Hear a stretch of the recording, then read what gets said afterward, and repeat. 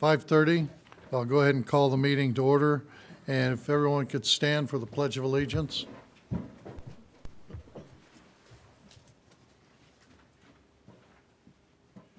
I pledge allegiance to the flag of the United States of America and to the republic for which it stands, one nation, under God, indivisible, with liberty and justice for all.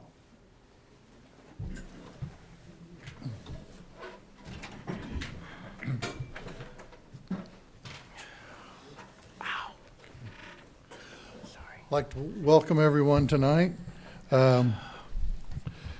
First item on our agenda is the adoption of the agenda. Commissioners, have you had a chance to review the agenda? I have. I have also. Have any modifications or additions? I do not. I do not. Okay. Then with that, I'll accept a motion. I make a motion that we adopt the agenda. I second it. All in favor signify by saying aye. Aye. Aye. Motion carried. Next item, appointments.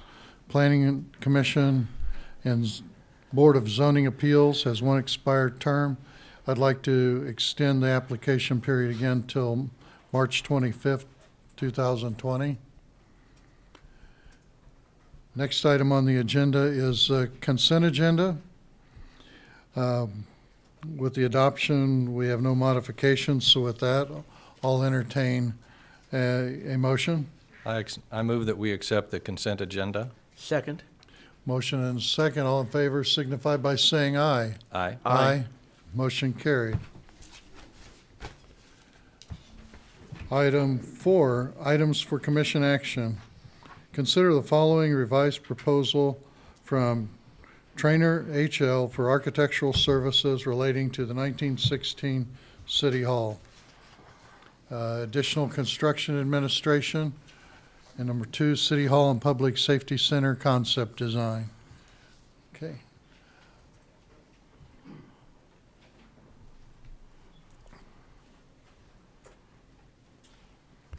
I'm Vance Kelly, Trainer HL. Last time I was here, we had presented a proposal for additional construction observation services. This is a result of our original contract, included only 4 site visits, thinking that construction would only last between 4 and 6 months. And after the bidding process, then the selected contractor had 14 months of construction. So after talking with the commission, it was asked that because of a longer construction period of time, is there a way that we can look at this that is more fair, that we're only looking at charging the city for time spent, time needed as the construction was going along? Because in some construction projects, there is a lag usually. So what I did is I rewrote the proposal, setting it up so that you would see it on an hourly basis and bill on a monthly basis so that we could track it and follow it. And then I included a reduced, what I would call a maximum not to exceed number based on a revised estimate of time. So that's what you have in front of you. Okay. Any questions from the commissioners? Not on this point. No. Okay. Yeah, this proposal looks a little more agreeable. And with that, I'll entertain a motion on the hourly cost. Or I move we approve the revised proposals for additional construction administration cost from Trainer. Second. I have a motion and a second. Everyone in favor signify by saying aye. Aye. Motion carried. Okay. Good evening. I'm Ian Pitts from Trainer Oh, HL. excuse me, Ian. Well, we're still talking about the construction of the 1916 project. Do you want to update the commission on the progress to Yeah. date? So the repointing work has still been ongoing on the brick, and they've now started on the terracotta and stonework as well in the past few months. Again, due to the weather, There are some delays with temperatures on that, as they can't do the repointing when temperatures are below freezing. So they've been progressing with that as the weather has allowed. Same thing with the roofing work. The roofer's been on hold waiting for some warmer temperatures that he think he'll get a good run of time during the latter part of March. It's looking like for getting on site and completing the roofing work. So he has the underlayment membranes down on the main part of the 1916 portion of the building. But he'll be back then to actually put on the full modified bit system that we've got spec'd for it. So, was there other items? Interior demolition, is that complete? There were a few areas in the basement, I believe, that they're still working on. Just since there's no, that's not holding up any of the other work. He's been allowing the demo contractor to just show up when he has available time to complete the few remaining areas that are left that need the.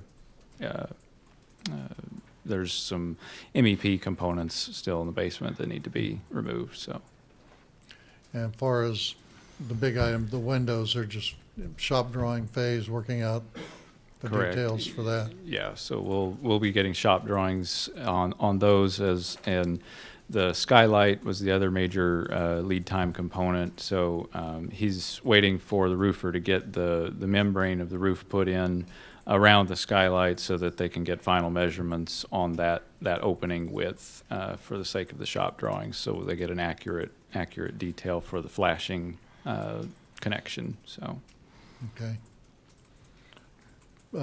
Projected date for completion? He was still projecting sometime in July as being when he was expecting they would be wrapped up with everything. That is before the 14-month period, which was, I believe, the end of August was what we were looking at for that. So they will be, as of right now, they're planning on still finishing up slightly Okay. ahead of schedule. So. Commissioners have any questions about the work to date on the 19? I'm good.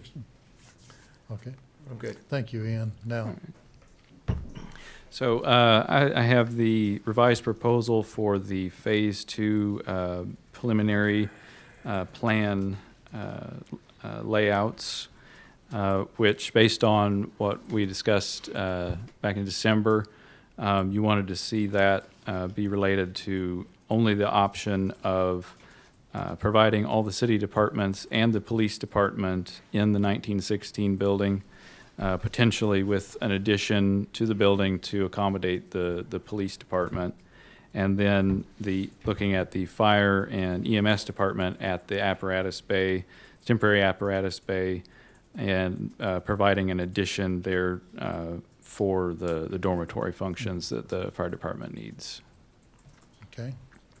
Commissioners, questions?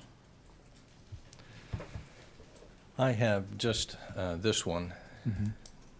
You have prepared a number of proposals for a new city hall facility for the city, including the fire and EMS department.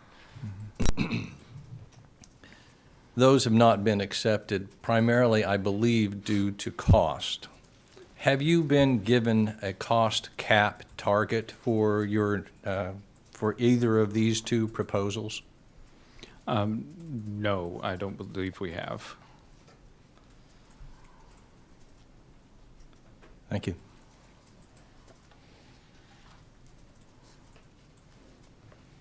Louis? No, I really don't have anything other than Okay. what's already indicated here. What I'd like to do is at a work session where we can sit down and look at the program and the work that's been done so far. Our square footage increased quite a bit from the June 2017. Relook at a potential reduction of duplicated space before we start a addition, and also tying with what Dean is talking about, that maybe we can work a acceptable price cost maximum for the project, you know, to give a range. I think we got to look at our dollars. That's the whole driving factor, and understanding the increase. I actually went back and looked at our video from the April 28th meeting, and I thought we were basing it. I didn't realize we were going to go through programming again and have an event area increase. So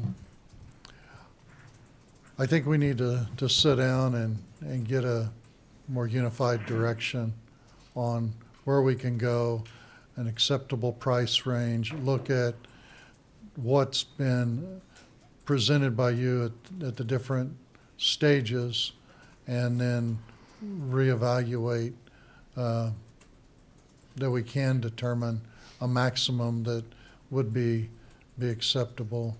I don't know, how does commissioners feel? Yeah, I'm uncomfortable with you preparing any further documentation for us if you don't have in mind what cost target will be acceptable. Yeah, I think we need to look at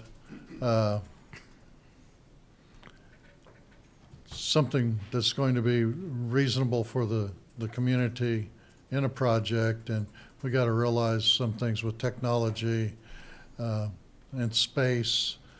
What have we considered to be in there? Space utilization, you know, definitely at this time, double utilizing one space is going to be more cost efficient than sometimes we forget some of the old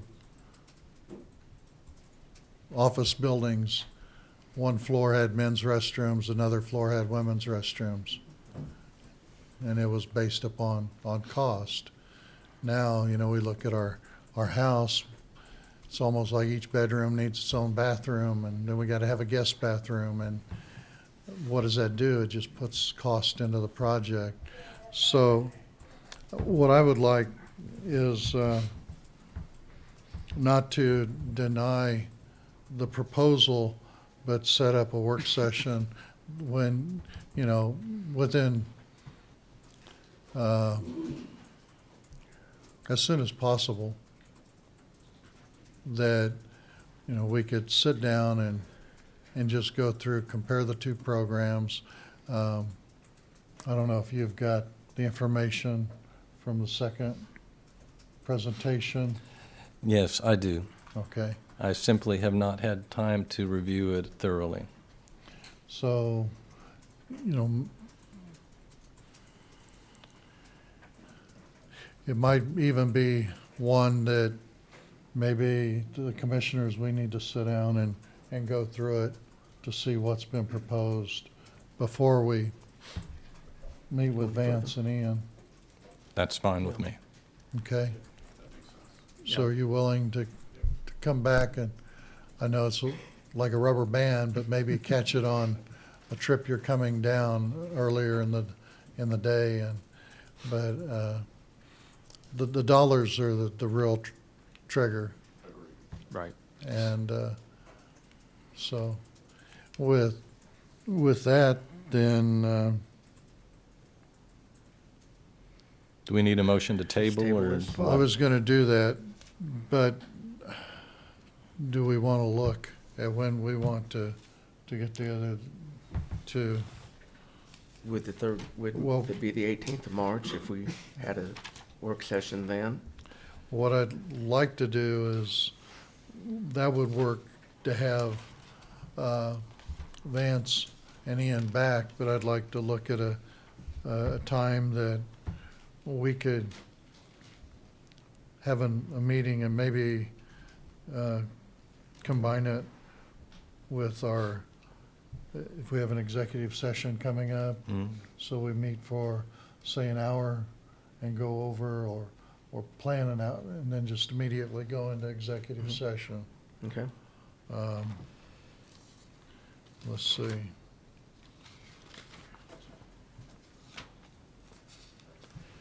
Do you know when your next administrative, construction administration visit is planned?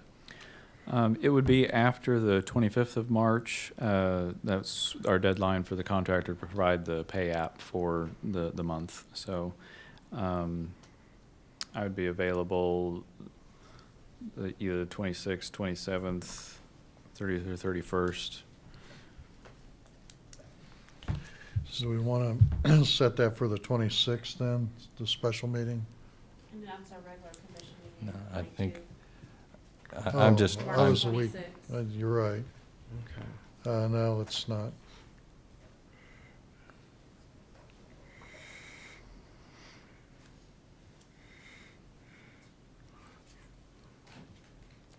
Twenty-seventh or the 31st. Fridays are kind of bad too, and Mondays. Fridays, how's the 31st You- look? Yeah, that would Okay. work. March 31st. 31st. What time you want to do that? 9 o'clock? when do you guys think you could get here? Yeah, 9 o'clock would be fine. All right. Okay. Okay, I'm good. I'm good. okay. So I make a motion that we table the proposal for concept design of the 1916 City Hall and the apparatus, or the fire EMS facility, until further review by the commission. And I guess I don't need to make a motion on the special meeting. You'll take care of that. Okay? So I second the motion that you made. Okay. I have a motion and a second. All in favor signify by saying aye. Aye. Aye. Motion carried. Thank you. Thank you.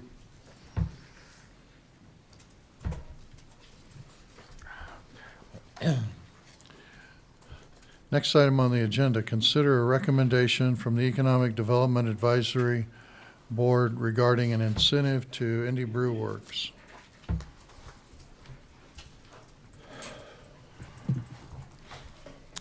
Good evening. I'm reporting to you tonight on behalf of the Economic Development Advisory Board. One of the things that we were tasked to do was to review incentive requests on behalf of the commission and make recommendations to the commission on what our determination was. We've had 3 meetings now. One of the first things that we identified was there was one that was kind of hovering out there on Indie Brew Works. And the advisory board members spent quite a bit of time looking over the documents that had been provided, reviewing past commission meeting videos or minutes, and trying to determine kind of where we are on that, where we were. And what we determined was what we really sorely needed was a fresh start. And so what we did was ask the owners we asked Trish Perdun with Montgomery County Action Council to approach Indie Brew Works and ask them to give us a fresh letter with a request for what they needed, specifically identifying what they were going to spend the money on.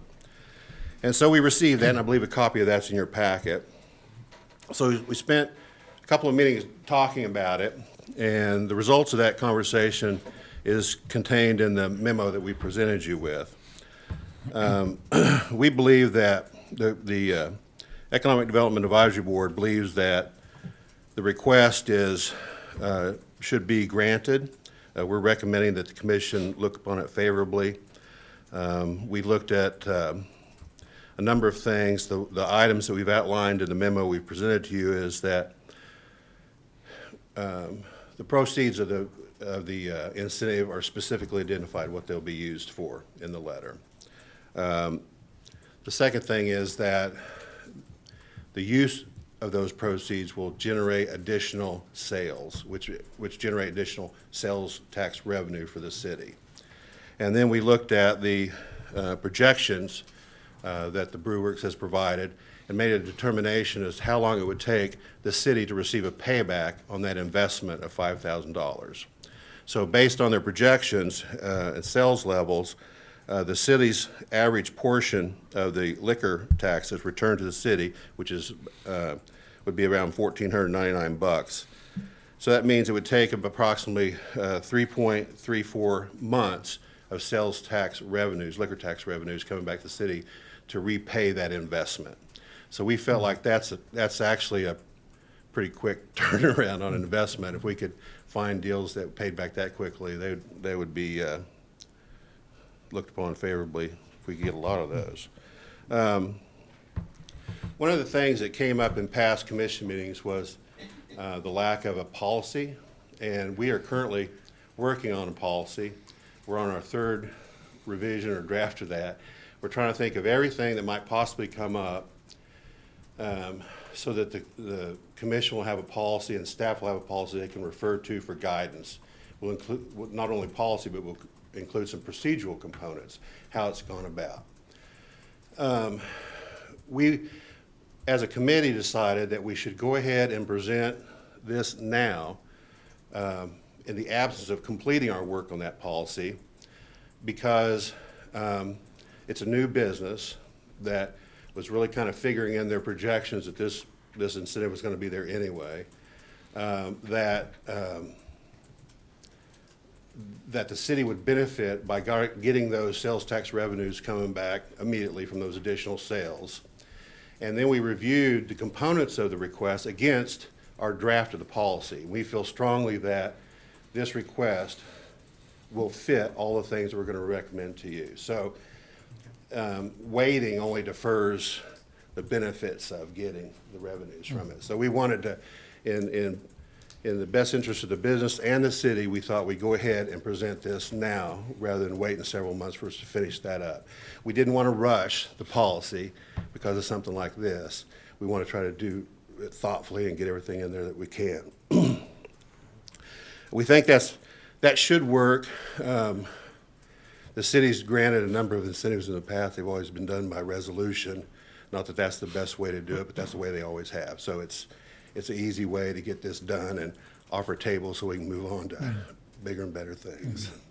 So I'd be happy to answer any questions. Yeah, I think my concern initially was no plan.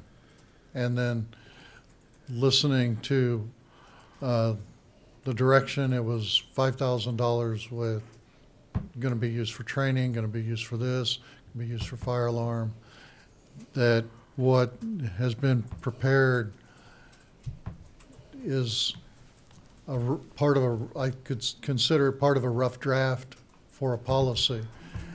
It doesn't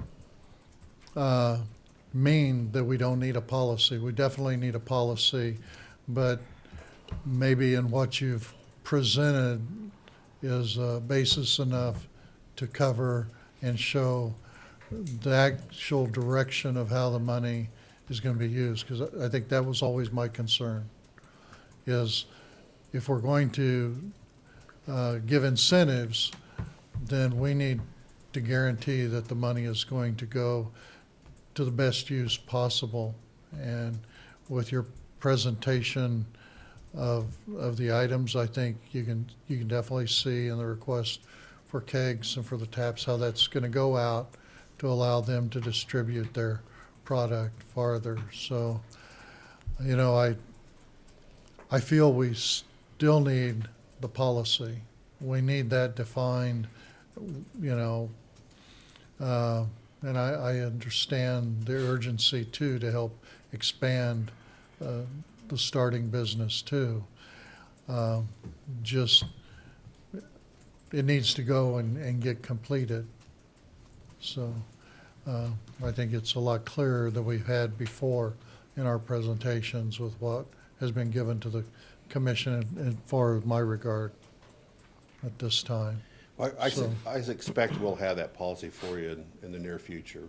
I think we're on the final draft of it, so we'll be presenting that soon. Yeah, to you. and maybe before it gets to final draft, again, maybe we could structure a work session with the Economic Advisory Board and the commission, just to bring us up to date where you're going, what you're looking at. Show it then. Let's not wait till it's final, but Okay. bring it in part way that we can sit down and review it and I think it'd ask probably be questions. helpful to explain kind of the background on why we are recommending it be crafted in the way it is. That would give you a better probably understanding would. of it. and not tie up a commission meeting for that. So, Okay. any questions, Dean? No, I just want to thank the Economic Development Advisory Board for their diligence and in preparing this. I think this type of injection of working capital into a fledgling business of this kind can really cement its success. And so, especially in this particular case, where the capacity of production immediately returns value to the city in terms of those taxation dollars. So the rapid payback and just the positive impact seems like it's a time to do this. My comment would be, that's why we selected members to be on this Economic Development Advisory Board, so you could work out the processes that would be needed for us to set a policy that we could agree upon and we could work with. My concerns were when they made the initial presentation, it was just kind of all over the place, and depending on what meeting you attended, at one point it was this, and at another meeting it was something totally different, which was really confusing to me. But I like what you've done here. I've liked what you presented, and I'm looking forward to sitting down when you get to that, right before you get to that final draft, present it to us, and we can work out any details that are missing or any questions that we might have, and then that'll make it easier to come to the commission Okay. and get that proposal passed. I'd be happy to do that. Yeah. For a work session with the commission, would it be best to have it scheduled at one of your meetings, or, That would probably work out really well if it works for your schedules. well, why don't you visit with the commission at your next meeting, and then you can let Kelly know and she Okay. can relay back to us. Okay, will do. And so if there's no more questions concerning the incentive for Indy Brew Works at this time, I'll call for a motion. I make a motion that we consider a recommendation from the Economic Development Advisory Board regarding an incentive to Indy Brew Works. Do I have a second? I second it. All in favor signify by saying aye. Aye. Motion carried. Do we also need to make the motion to authorize the $5,000 forgivable loan? That was not the motion that Lewis just made. No, I'm sorry. I was looking at the wrong line. The motion should be, I move to adopt a resolution authorizing a $5,000 forgivable loan for a job creation incentive to Indy Brew Works. That should be the motion. I second it. There we go. Okay, all in favor of the correct motion Correct motion, exactly. signify by saying aye. Aye. Aye. Aye. Motion carried. Okay, thank you very much. Okay, thank you.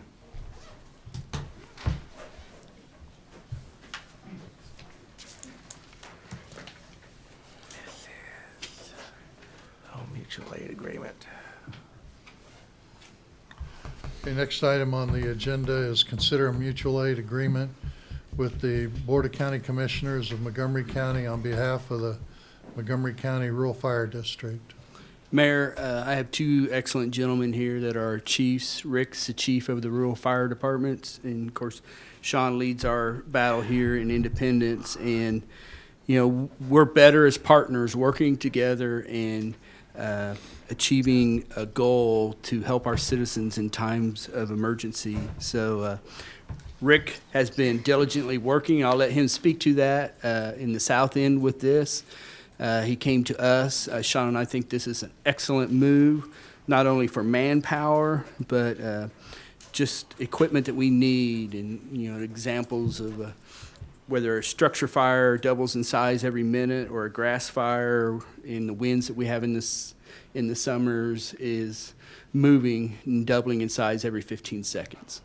And it's just a great relationship. Rick and I work closely together in so many different fronts, whether it's weather or whether it's coronavirus or everything that is going on a daily basis, floods. So we have a great working relationship, and I'll let Rick say a few things. And Hi, gentlemen. Rick, how And are you? Kelly. Yeah, mutual aid agreements is a critical part of any emergency services. And we've been working county-wide to try to make part of the responsibility of the emergency manager is to create a network for a coordinated response to any kind of emergency. So the more the county works together, the better off we all are as citizens. So as far as the firefighting goes, the county has never been better protected than it is right now if you adopt this mutual aid agreement. We have mutual aid agreements between the county, the city of Coffeyville, and a refinery, and now with Independence. That means that we are all have the proper leadership in place, that we are all willing to work together and share resources and share personnel and supplies in a need. Now, having said that, the thing to remember is that Dave and Sean's primary responsibility is the city of Independence, and it always will be. So even if we have an event in the county, their responsibility is to protect the city, and they know that, and that's part of this, as with any of these agencies that we've entered into these agreements with. But what it demonstrates to the citizens of the county is that we are all willing to work together, and their safety is paramount to all of us. So these agreements that we've talked about countywide with Coffeyville, CVR, and those were no small feats. You know, CVR is a private fire department. Their responsibility is just the refinery. So for them to respond away from the refinery was a big deal. That took a lot of doing. But they have one of the most well-equipped fire departments in the region. So the north end of the county, Independence, is critical. They have the best resources, the best trained firefighters. So for them to enter into this agreement with the county really shows something to, all of the citizens in the county. So this is paramount. These things have gone up through my state and federal partners, and they're aware of what's happening in Montgomery County. And it's not a common thing. A lot of counties don't work together like we do here. So this is a demonstration of that willingness, and honestly, it's because we have the right leadership in place. Some of this started back with my drone program and Jerry Harrison. And as soon as I mentioned drones to him, he was all over that. So he has been crucial in my drone program countywide, which is also something that's not common. He's gone above and beyond, and he's got a couple of pilots in his office, and they fly for me, and they get called out. And, so that was one of our first partnerships. But this, as far as fire goes, is also very critical. So we have a lot of details to work out past this. Yeah, it looks like a good proposal, getting it in writing, we know where we stand.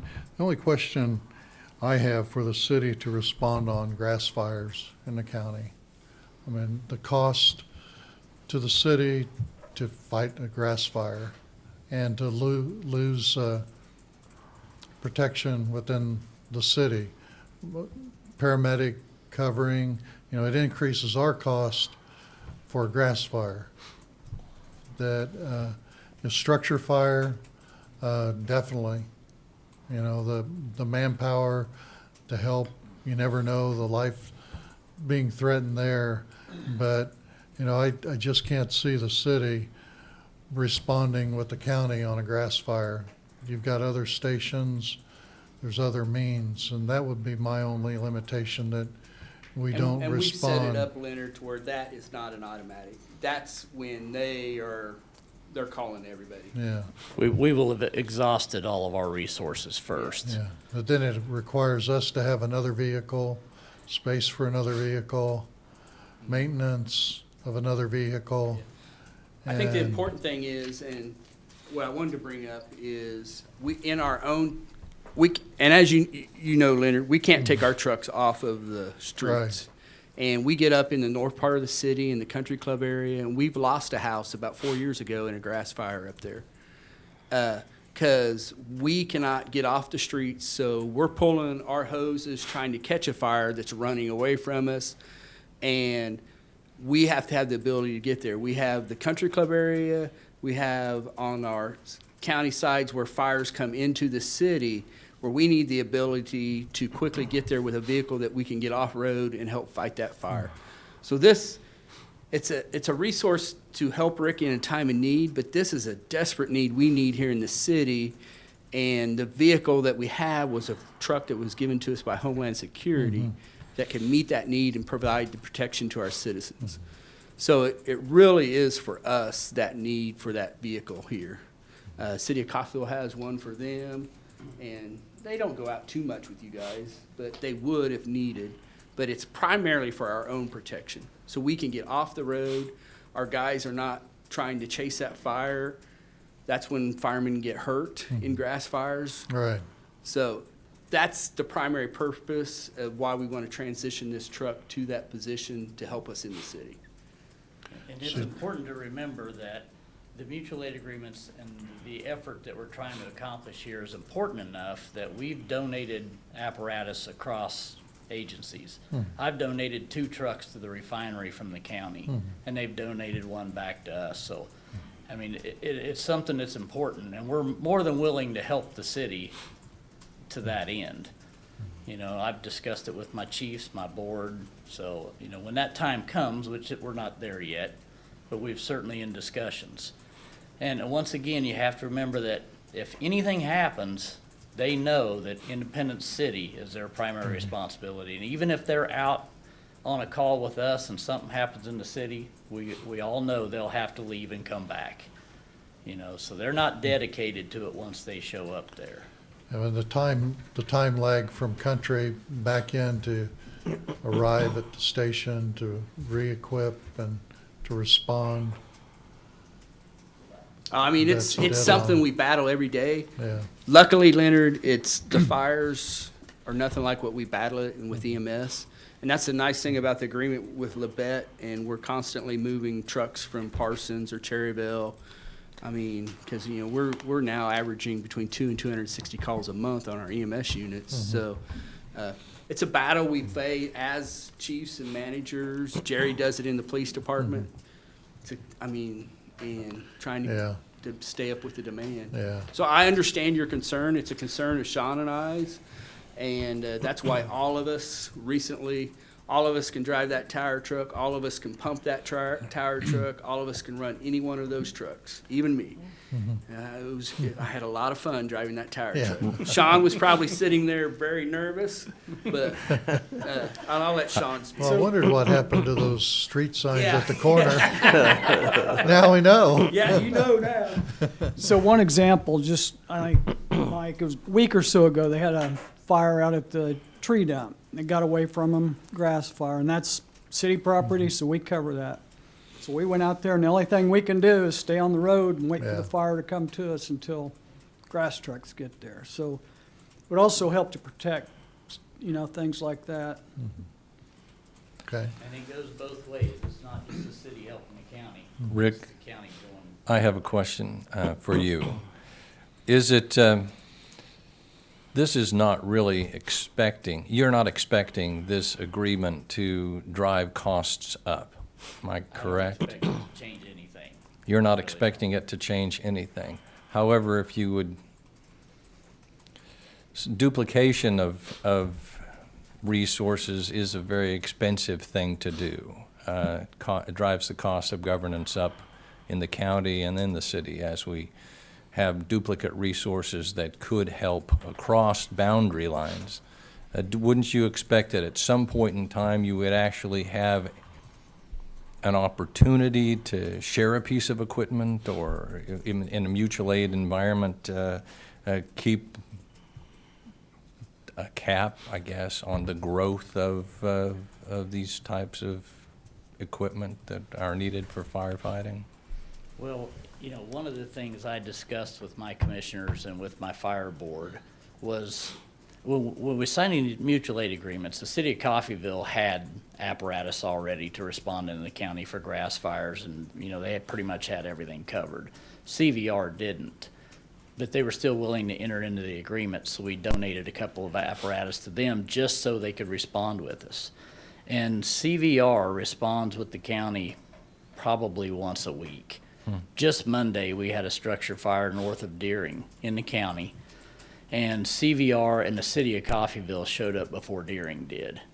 Now, what that means to the citizens, because you're in the county, you know, so if you were, it was a 30 by 20 building that was fully engulfed. So if that were your house out in the county, I mean, wouldn't you feel more comfortable if you knew you had those resources available other than just the rural fire trucks? So I am more than willing to work with the City of Independence to try to supply that vehicle or help them obtain that vehicle just for that event. But Coffeyville entered into this with the county several months back, and they've responded several times with us. But it's never been a problem with the City of Coffeyville because they have the same mentality that these guys do. Coffeyville's their responsibility. They don't respond if they don't have the people, the resources. They have to, Sean would have to have adequate people in the department and available to respond with us, and he knows that. So as far as the cost goes, Dean, I really don't know how it would cost you additionally. It hasn't cost the City of Coffeyville anything. I know that. Now, CVR it probably has, but they have to pay their guys overtime, but it's different. I see. Yeah, I think that's what was projected, and the impact, the budget impact would be overtime during mutual aid to the city too. And I think that's what I see us as the commission needing to get a picture of the full costs, because we can't just look at one piece, because each piece adds up to a total, and how each one is going to impact the total. There's only a limit, and then justifying our decisions to the public, that we need to make a stance that, you know, if you live in the city, you got benefits. If you live on the other side of the city line, I'm not paying the city taxes, but now I get city fire coverage. But I'm not paying to support the city fire.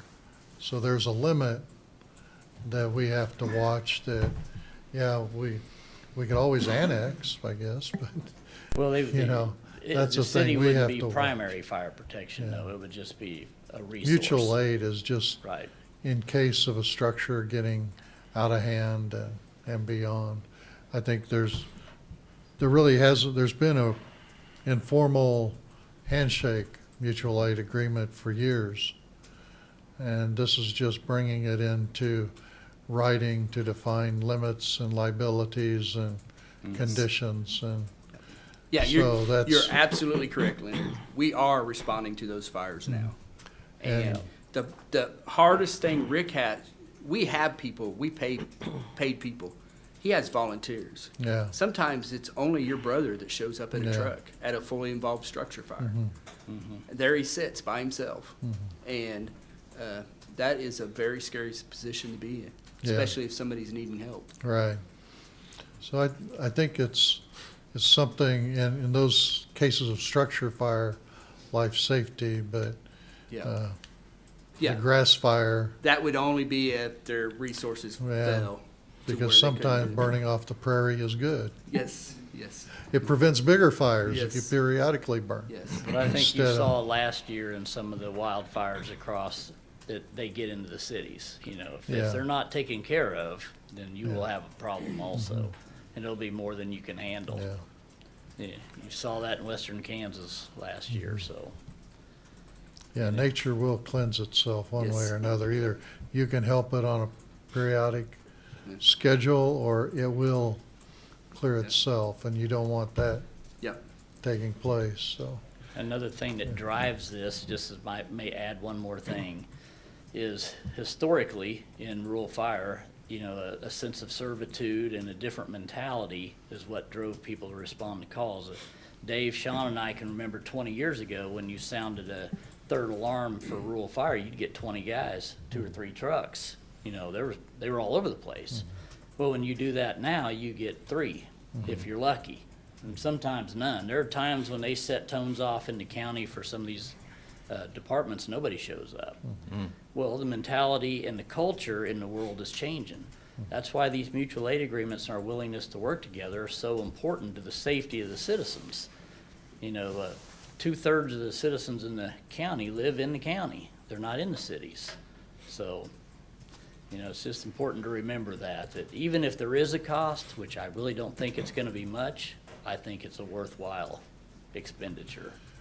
What is the extent, you've got Independence Fire District, you got Sycamore, Elk City, Elk City is not in District 1. They're a separate entity. they're a separate entity. How far does this extend to Sycamore's fire department too? No. This is between these guys and, did you say Sycamore? Yeah, no, Elk City is, but Sycamore, yes. Sycamore, Cherryville, Independence, and Havana are the north ends. Yeah, Elk Okay. City's a township Yes. Right. fire department, it's Yes. not county. Yep. So we're looking at an agreement that would go to Sycamore, Cherryville, Havana, Independence, and Independence. yeah. And we're Yeah. backing up Cherryville now just because of manpower. When they have a Right. structure fire, we're having to send a truck over. And they've had they didn't bring equipment, but they've been over here on some Yes, structure fires, yes, haven't yes, they? and, Send yeah, manpower. Yeah, they send their pickup and people. Yeah. Okay. Again, just working together. They felt that they needed to help, and in to Sean is to reciprocate that. Well, if you have one, we'll send, just because they needed us. I mean, I like how you've gone through this. I read through all that. And manpower availability. I've heard this before. You don't have the volunteers that step up, that are willing to come out and fight fire. And it's something that independence is a responsibility, comes first. You know, if we're tied up and we have something already ongoing, we're not going to respond to that. So the possibility of us responding multiple times, it's iffy. I don't know what that average would be, but it's something that we're always asking government to look at how with the resources that we have, how can we use them countywide to support communities that maybe are having trouble maintaining a fire department or having trouble maintaining a rural fire department. Yeah. We're always looking at ways where we can cooperate. yeah. And, you're already being paid a salary. It's not like we're gonna be paying you more money. Yeah. But that makes it also, those departments available to us if we had a downtown structure fire. And, we would need more than just what we have on the force now to be able to respond to it. So, there is probably some associated costs. I can't imagine them being excessive, but you look at what you're dealing with safety, and you're looking at what that outcome is as far as protecting property. And I've seen some of those grass fires a couple of years ago out in western Kansas and northwest Oklahoma, where they burned, 300,000 acres. I mean, they burned for days, and everybody was out, and I'm sure National Guard and the emergency county response was out there trying to contain a fire that devastated homes, killed hundreds of thousands of cattle, property. So I like what you presented. It's not going to take away from what our duties are, because the main duties of Independence Fire Department is to protect the assets and the community of Independence itself, but to be able to lend a hand where possible, if needed, and if we have the availability. So I like what you presented. CVR is still our first resource, Right. not the city of Coffeyville. I mean, even Havana, they've responded to Havana over by Cherryville. CVR will go anywhere in the county. So we always call them first, because Coffeyville has to protect the city, Independence Sure. is the same way. So the city of Coffeyville, since we've signed that agreement, has probably only responded with this maybe 3 or 4 times. The refinery does it all the time. So, In fact, it's probably gonna cost you more because Independence Rural now is gonna come into our fires on second alarms, which pretty much a second alarm is when we pull up and there's heavy smoke showing, we sound a second, Independence is gonna come. And our relationship is so good, you may remember about a year ago, we had a structure fire up by Jeff's house in the alley, and we had laid lines, and the hydrants in that area are not the best, so we needed to lay a line from the park. And if it wasn't for Bill and the Independence Rural Fire, we give them 5-inch hose, and that mutual aid agreement, to get that line laid, it took all of us to do that. We could lay it about a half block south on Park from Oak, and then Bill came right in behind us and ran it all the way up behind Jeff and down the alley to the trucks. So it's a great relationship that works together, and we were able to contain that fire to that garage. But Sean tell you, we were out of hose and water source, and it took real fire to help us out. My other question was, do we have a truck available that can be fitted with Yes. tanks? Is this the one that was to be considered to be traded in? It and was to be considered, and that was an error on my fault, because it is a Homeland Security. So technically, I can't trade it, and it was realized afterwards. I told Sean, oops. And technically, we either do that or I give it back to Rick. Yeah.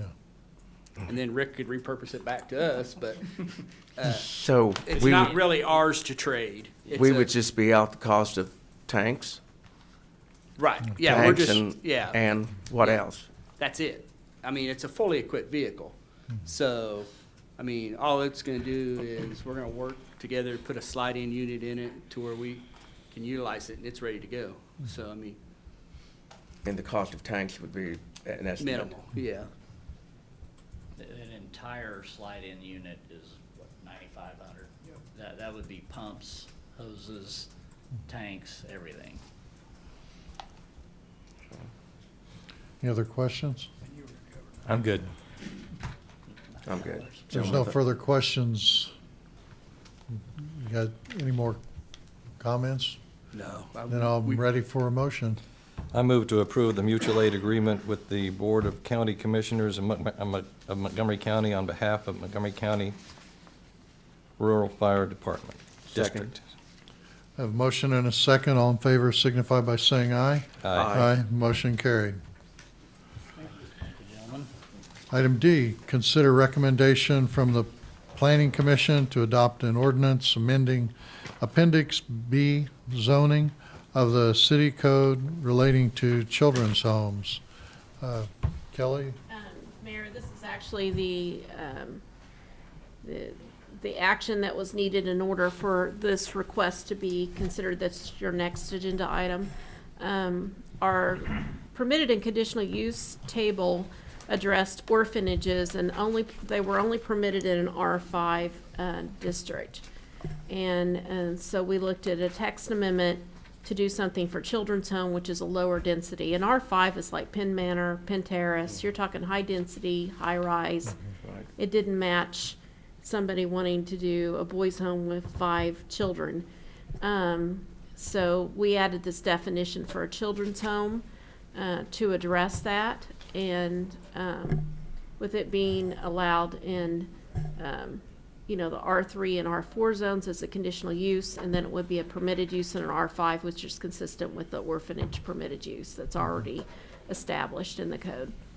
We included the definition of a family foster home so that it would not get confused if somebody had several children that they took into their own home. I Right. didn't want it to get confused as being the children's home and needing a conditional use for that, because there isn't any additional thing required for that if you're bringing them into your home as part of your family.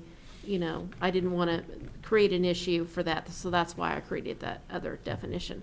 And so the Planning Commission approved this text amendment and recommended that you adopt the ordinance that would make this amendment. So what we're really doing, we're allowing existing structures that will handle a low volume of people at a time into a residential area by conditional use. Yes, and it is R3 and R4, so those are both multifamily zones. R3 is your duplexes, triplexes. R4 are your low-rise apartments. So it is still keeping them in a multifamily districts as well. I did not include it in the R1 or R2, which is your single families. And then as with a conditional use permit, there has to be a petition with a public hearing and notification of the neighbors and the Of whole. everyone within 200 feet, all the property Yeah. owners. So the text amendment is just modifying the city code. Yes, and I felt that was consistent on the conditional use permit, because if you have a daycare with 4 or more children, you have to get a conditional use permit in any residential zone. And it goes through the same process. So it seemed to be consistent, because it seemed to be like the same level of type of use. So I kind of used that as a guide. Okay. Any questions from the commission? None. None. Okay, if there's no questions, then I'll entertain a motion. I move to accept the recommendation of the Planning Commission and adopt an ordinance amending Appendix B zoning of the city code relating to children's homes. I second it. All in favor signify by saying aye. Aye. Aye. Motion carried. Next item on the agenda is consider recommendation from Planning Commission regarding the following.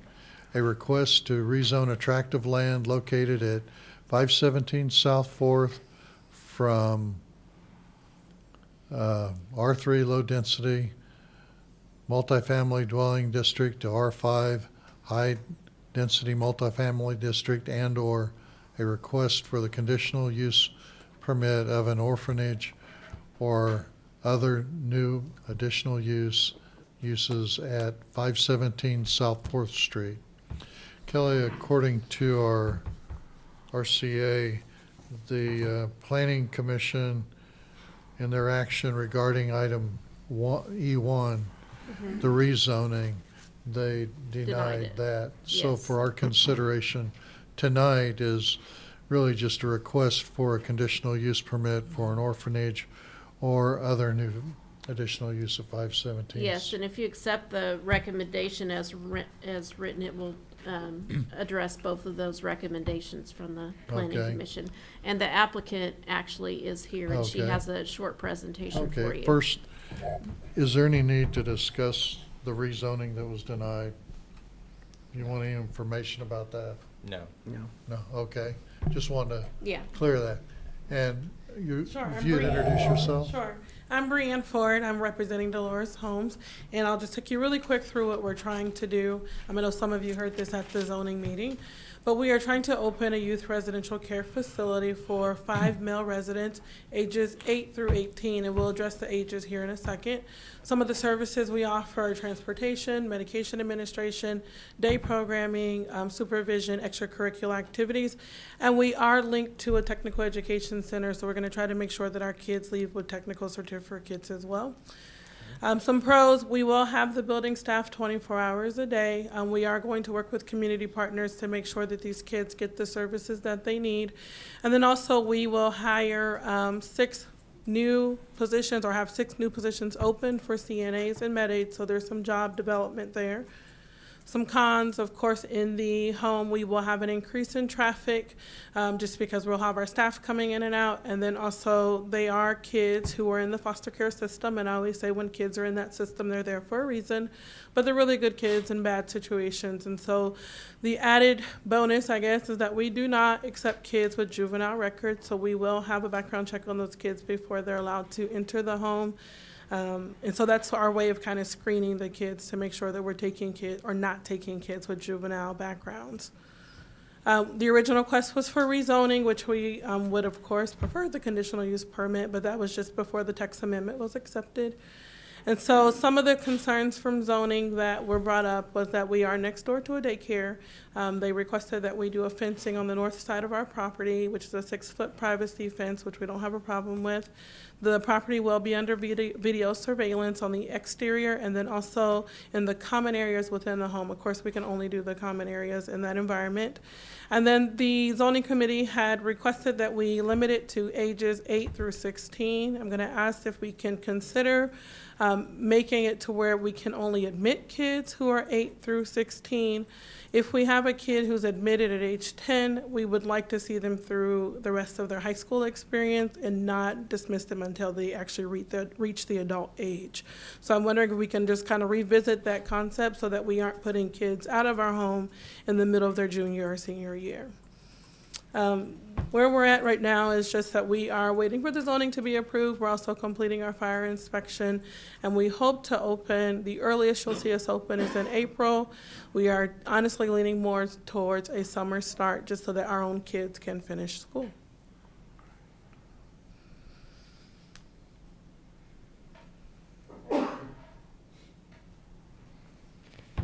Okay. Questions? And tell us a little bit more about Dolores Homes LLC.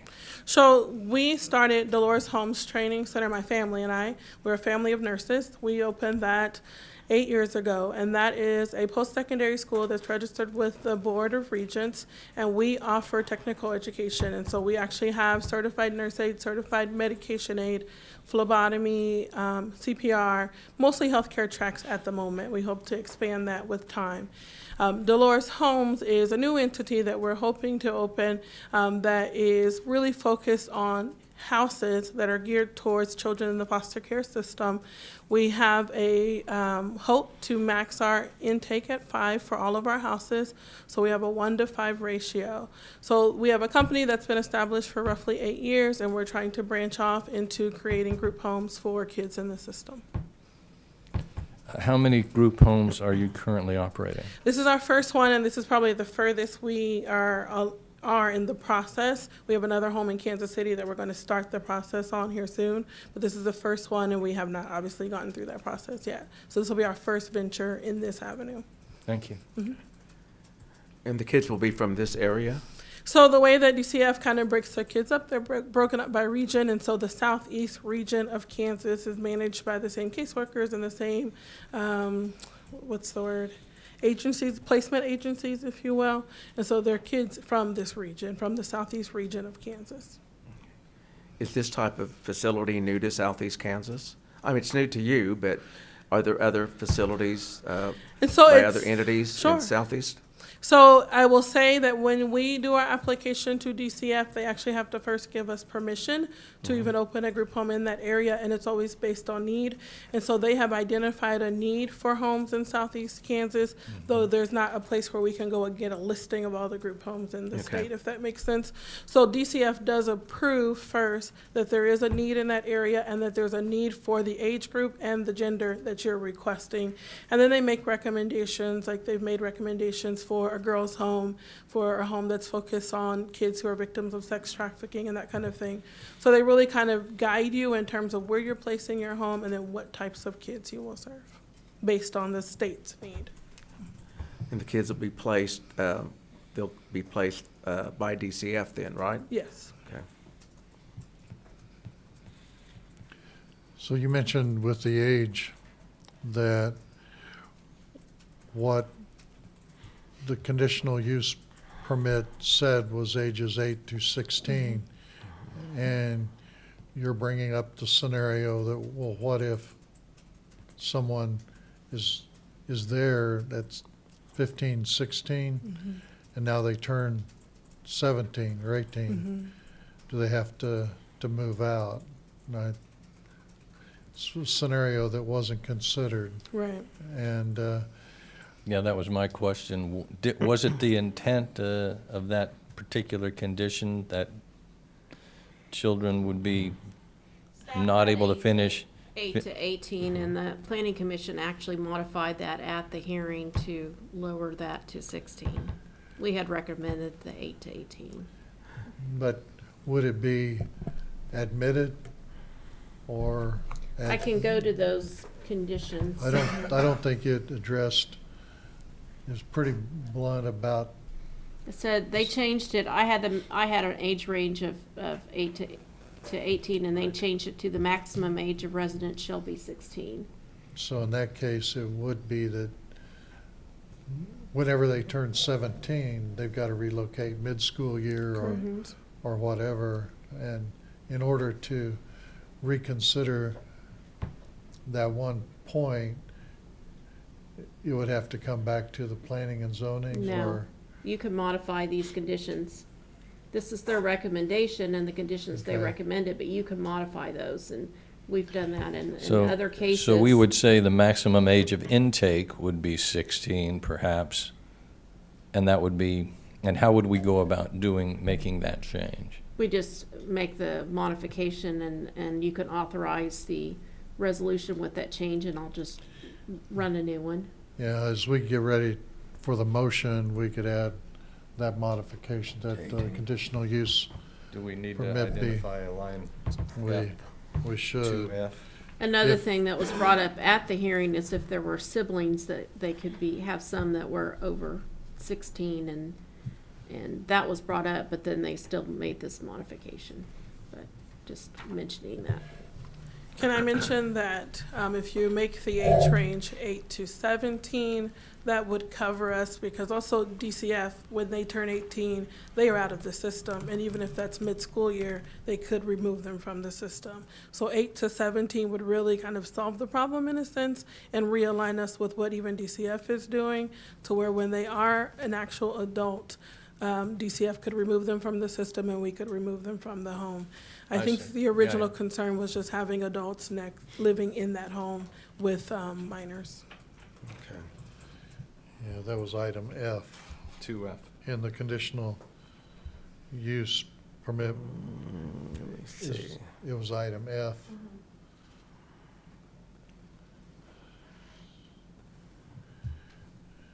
So it says the maximum age of residents shall be 16.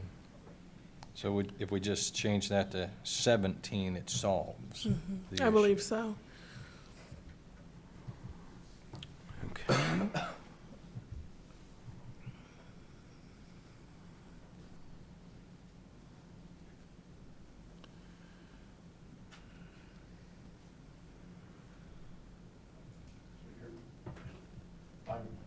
So you're saying when they hit 17, they're automatically out? No, when they hit 18, 18. they age out of the system. You said to amend this, the maximum age of residence is 17. So 17 is still 18th within the birthday. maximum. 18 would be over. Correct. And DCF, I wouldn't, Says- I'm not sure I'd even mess with the age, because DCF's gonna do what DCF does, it's a cost thing. They pay people to take care of kids, they contract it out. We used to have a boys' home here on East right. Locust. You're suggesting we strike the whole maximum age? I do, because DCF has its own rules, and they're careful about the ages they put kids in. They're not gonna put 4 minimum age kids with an 18-year-old. I mean, I don't think the House administrators would. No, and they've actually already made recommendations that we either do 8 to 13 or 13 to 18 and not put them together, that they've seen a lot of problems when you have really young kids in there with teenagers. So they've made the same recommendation that we don't put them together. So if we can remove the age limit altogether, that's fine. DCF definitely is careful about placements. I know when the other boys' home was open, I was on the board, we fought to keep kids past age 18 that were making progress, knowing that it was SRS then, could yank them if they wanted to. And they might do the same thing. It's a matter of funding. If DCF cuts off the funding to the house at age 18, they may not be able to afford to keep them. So that's another issue. But that's beyond our control. Right. Yeah. I would just let DCF and the house work out those Yeah. administrative issues, and I think the planning commission had a good intent, but I think it's going a little into the weeds a little too deep. Well, I think their concern was having an 8-year-old in the same house with an 18-year-old, but that's not possible because at 18, they've got to remove. They've Well, I got to don't move think they out. have Not, to. they don't have to, but they are out of the system, and cost at them that money, point, it they depends on probably- if DCF will continue to fund them. So there are times that they are out of the system, there's times that they allow them maybe to finish high school. So it just really depends on the scenario and whether or not DCF will continue to fund. I think when we talked about it in the zoning committee, they were just concerned about having adults in that house. But like Mr. Jeff is saying, that DCF will really look at the kids that they're placing, and DCF has already made a recommendation that we either stick with the low end or the high end in terms of ages. So they're not gonna give us 8-year-olds and 17-year-olds unless there's a sibling situation. And so they are actually making the same recommendation, that we be mindful of what types of kids we take. Our application to them was for ages 8 to 18, and I think they will approve it like that. But they've made the note of, I don't think you should put kids in that age range in the same house. And they're placing the kids, so there's And no they're way they're placing gonna them. Mhm. make those placements. You can reject a placement, can't you? We can. Yeah, so that- If we're not able, and it's really our obligation to be sure that the kids that we are taking, that we can really provide the care that they need. And so if we are unable to provide the level of care that they need, we can reject the placement. Okay. With that information, commissioners, what's your, Mayor, we have one more suggestion. I was visiting with the police chief, and we feel like item O should be deleted. Okay, I see, right here. We're concerned that's a little bit too far of a reach. And if the law enforcement needs that information, they can do it through the due process procedures. You're saying that the providing the upon request is probably an overreach? Yes. video surveillance will be Yeah. part of your facility anyway? That's correct, and that's just really for our own protection and so that Right. we can have just the basic surveillance on our property. I think in the zoning commission, they had required it in a sense that we had to have the video surveillance and then release it to the authorities if they requested it. So are you saying, it reads video surveillance is required outside and in common areas and will be made available to law enforcement upon request if there is no law that prohibits it? Are you saying strike all of O or just The strike? strike after common the- area. Well, our recommendation was to strike it, but Jerry could respond to this. He was the one that brought up the concern. My concern with it is the Constitution's the highest law of the land, and you can't do anything that crosses the Constitution. And so what I see, not that I'm a barrister, we have one available to guide us in this, and we visited about this, and I think he understands my position, but the government cannot require an entity to provide information. You are protected in your persons and papers by the Fourth Amendment. And as I see this is a Fourth Amendment violation, definitely an overreach, because anything that, if she wants to provide that to us, she certainly can. But if you pass this, you're compelling her to give that to us, which means that that information on that video and any fruit that we gather towards the prosecution of somebody, I am concerned will trigger a suppression hearing, and under the fruit of the poisonous tree doctrine, we'll have all the evidence that falls in line after that, and potentially you're going to lose a case. And even if I'm wrong, I'm confident there's an attorney out there that can make that argument, and people make mistakes, judges make mistakes, that's why we have an appellate court system. Appellate courts make a mistake, that's why we have a Supreme Court system. State Supreme Courts make a mistake, that's why we have a federal court system on up to the U.S. Supreme Court. So we know that there are opportunities for errors to be made, and this is not necessary in my opinion, number one, because the House can provide consent to us at any point. If they choose not to, much like a medical entity, will generally not provide you information. We just get a search warrant, as long as it's specific, and then we follow under due process. We don't need item O, is my point. Makes Well, sense to me. Is, And just one more thing on that, and I'm sorry to interrupt you, Mayor. If you leave item O in there, until I have an opportunity to visit with our city council, legal counsel, I'll have to issue out a blanket memo that says it's our department policy that anytime you respond to this house, you're gonna have to go through the search warrant process to get that video, because this removes her opportunity to voluntarily provide it to us, which is constitutional. Anything has to either be voluntarily, people can waive their Fourth Amendment rights with the consent. And this removes her opportunity to give us consent. So it actually, in my opinion, in my comfort level, it makes our job more difficult, and it will unnecessarily delay an investigation if she wants to cooperate with it. And even if she doesn't want to cooperate with it, that's just fine with me, because again, there is a remedy for that. with that taken into account, and why would we want to require video inside? Because with this being part of the conditional use permit, we're saying she has to provide video inside, well, video required outside and in common areas. If it's not required by regulations, then why should we require it? I personally don't think we should. You know, from a constitutional perspective, to me, and again, I'm not a legal authority here, I'm just a police officer. But I believe, my training and experience is that this is no different, and I'm maybe oversimplifying, and anybody's certainly welcome to correct me and I'll sit down, but this is no different than a landlord wanting to build a house, coming to you for a building permit, and you saying, that's fine, you can build all the house you want, but you got to put cameras in there to watch the common areas, because these children that live in this home are tenants, just like you would be if you were to rent from someone.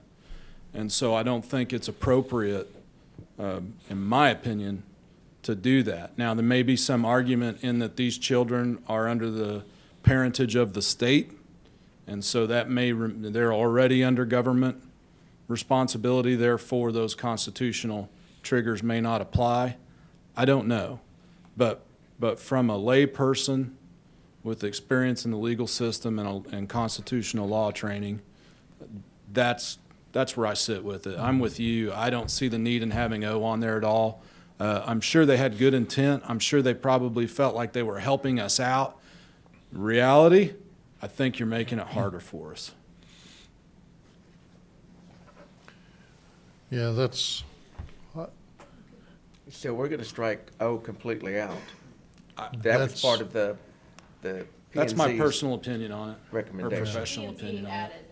Okay, that's Was not not from in the DCF staff. or, The staff did not No, have that okay. in there. They added it Yeah. at the hearing. Okay. So in the resolution, that would be number 6, which is about the maximum age of residents shall be 16, and would be number 15 as the video surveillance that would be stricken if you wish to adopt the resolution and make those modifications. Okay, I'm ready number to 15. make that motion. Strike number 15. and striking those Striking two number numbers. 15. Item Yeah, And 6 then I'll renumber it. 6 and 15. Okay. 6 and and 15. 15. Okay. Is there any further discussion? Any further, Brianna, any further comments? Chief? No, sir, thank you. Okay.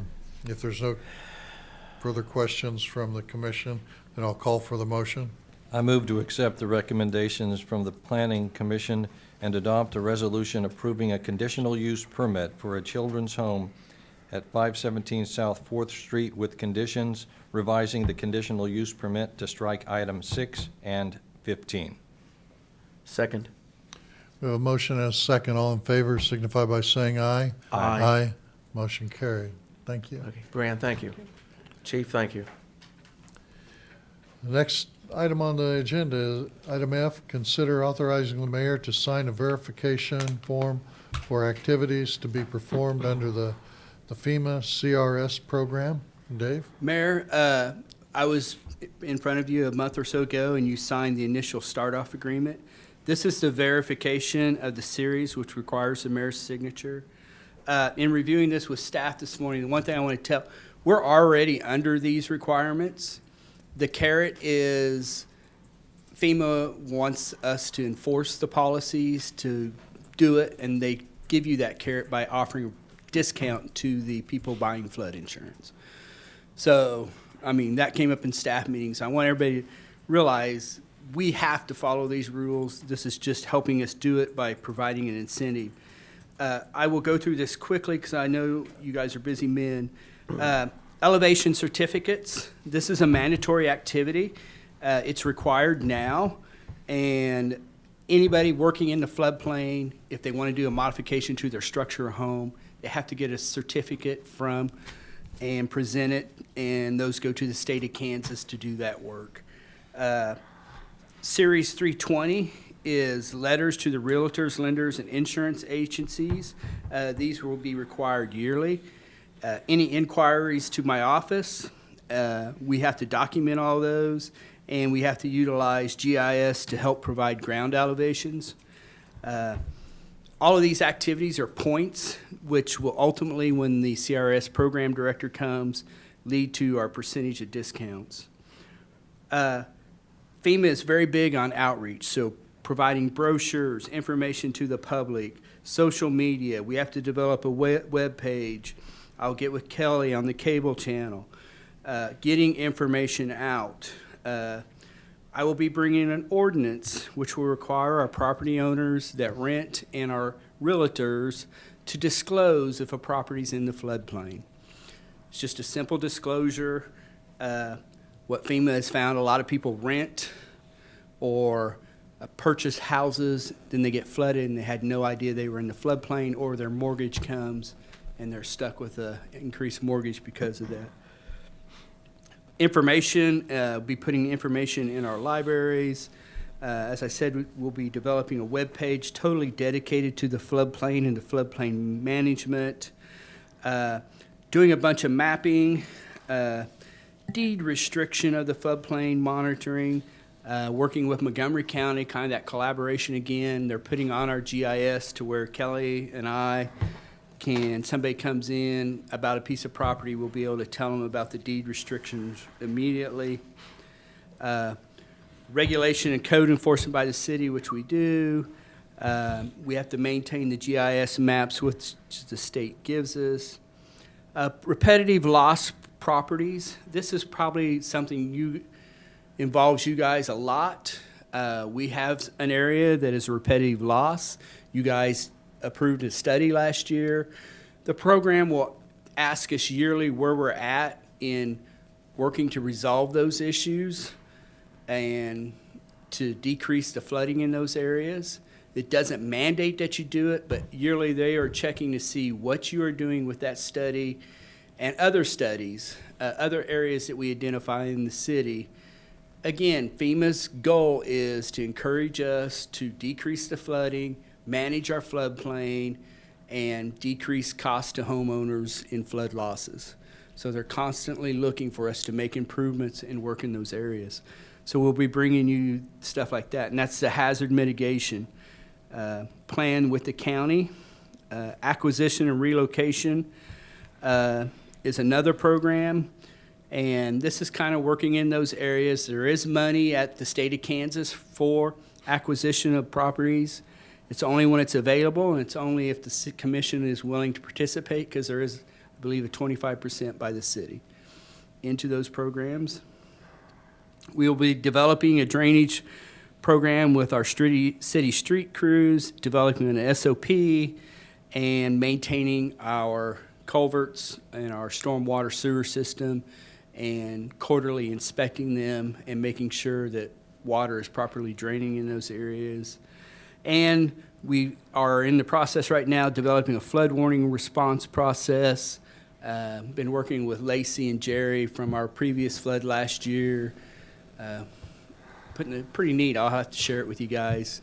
We can see by the elevations where it affects in the city, and So it's great stuff.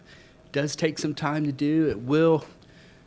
In this area, Tulsa has a 45% discount based on doing all of these activities. We'll follow somewhere between 5 and 45, depending on her review. She'll review all these programs, all the information we're putting together, and then she'll give us a percentage. She'll give me ideas or suggestions to increase that percentage. Every year we're evaluated. Every year I have to turn all this into her. And that's kind of how the program works. We're basically jumping off and going at it full steam. We could have just took a piece and done only 5%, but just well get it going and see what we can get to our citizens. So try to get through it quickly. I'm sure you have questions, so I'll let you ask. The only cost that would be incurred to a property owner so far looks like the certificate verifying elevation, Right. should they build within the area. Yeah. And that's The minimal hardest part cost. for them, I think, later, and we have to educate them, is if they're going to do something at their property, they have to fill out a building permit. And anybody in the 1% flood area will have to do that.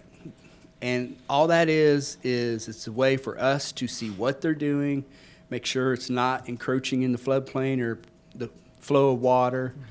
You know, yeah, I mean, it's probably a pain to fill it out because I'm replacing my windows. But FEMA wants to know what activity's happening in that area. So that's going to be probably the hardest thing getting done, or getting people to follow the rules.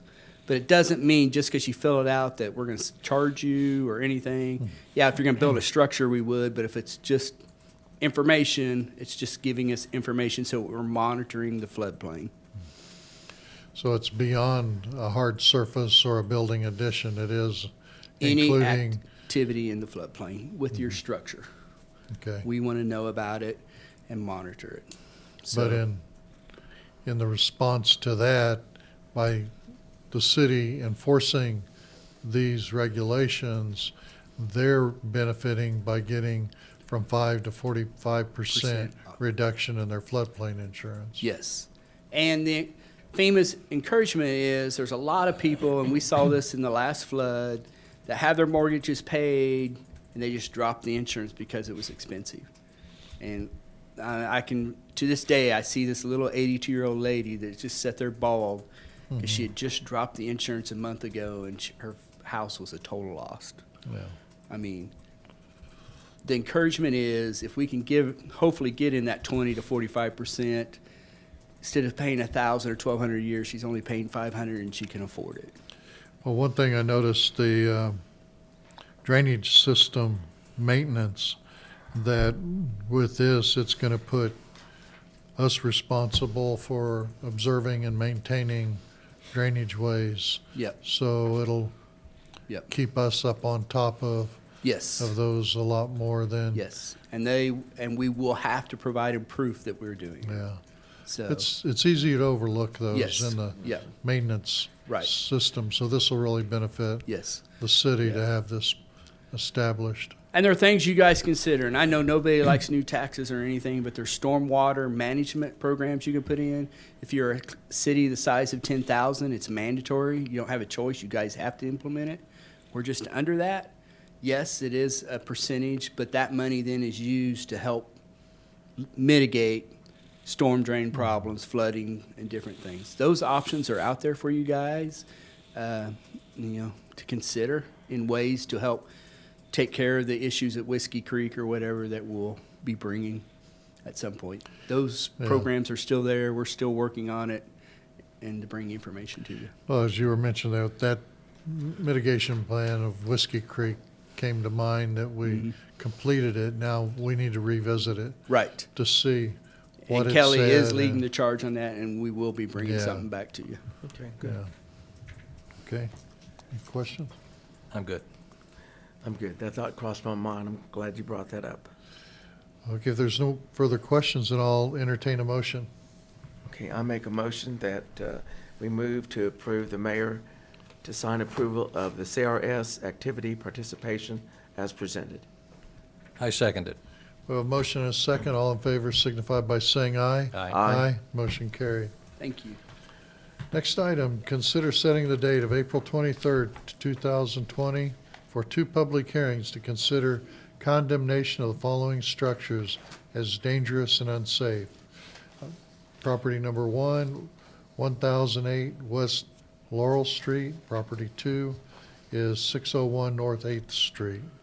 David? Mayor, Odessa Dunn contacted me today, and she is going to start renovation of the property. She already has a dumpster on site, and we have worked out a timeline, and the electricians are going to start to work.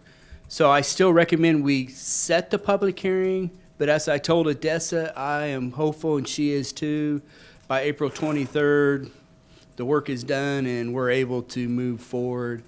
And she wants to get back into her home, and she's willing to get the work done. So she did have insurance. They have settled with her, and she's trying to get the work done. Okay. I think in the past where we've had similar situations, instead of going ahead after the public hearing, we can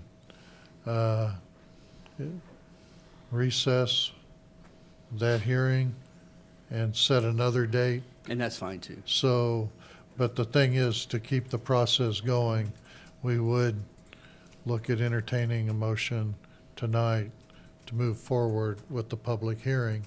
But at the public hearing date, that gives time to see if they are moving forward and what we can do, so, okay. Well, that was one of the questions when it said that it wasn't a total loss and insurance was involved if she Yes. was going to. That'll Yeah. be good. And okay. I'd been trying to reach her, and Odessa's staying in another house. I now Yeah. have her number, and you just never know when. And as the insurance agent, I paid them. Don't know what her plans are. So, but Okay. we were able to talk today, and Good. she's excited about to get her house fixed. Good deal. Good. It's still customary for houses that are involved in a fire like this to go ahead and set a condemnation hearing.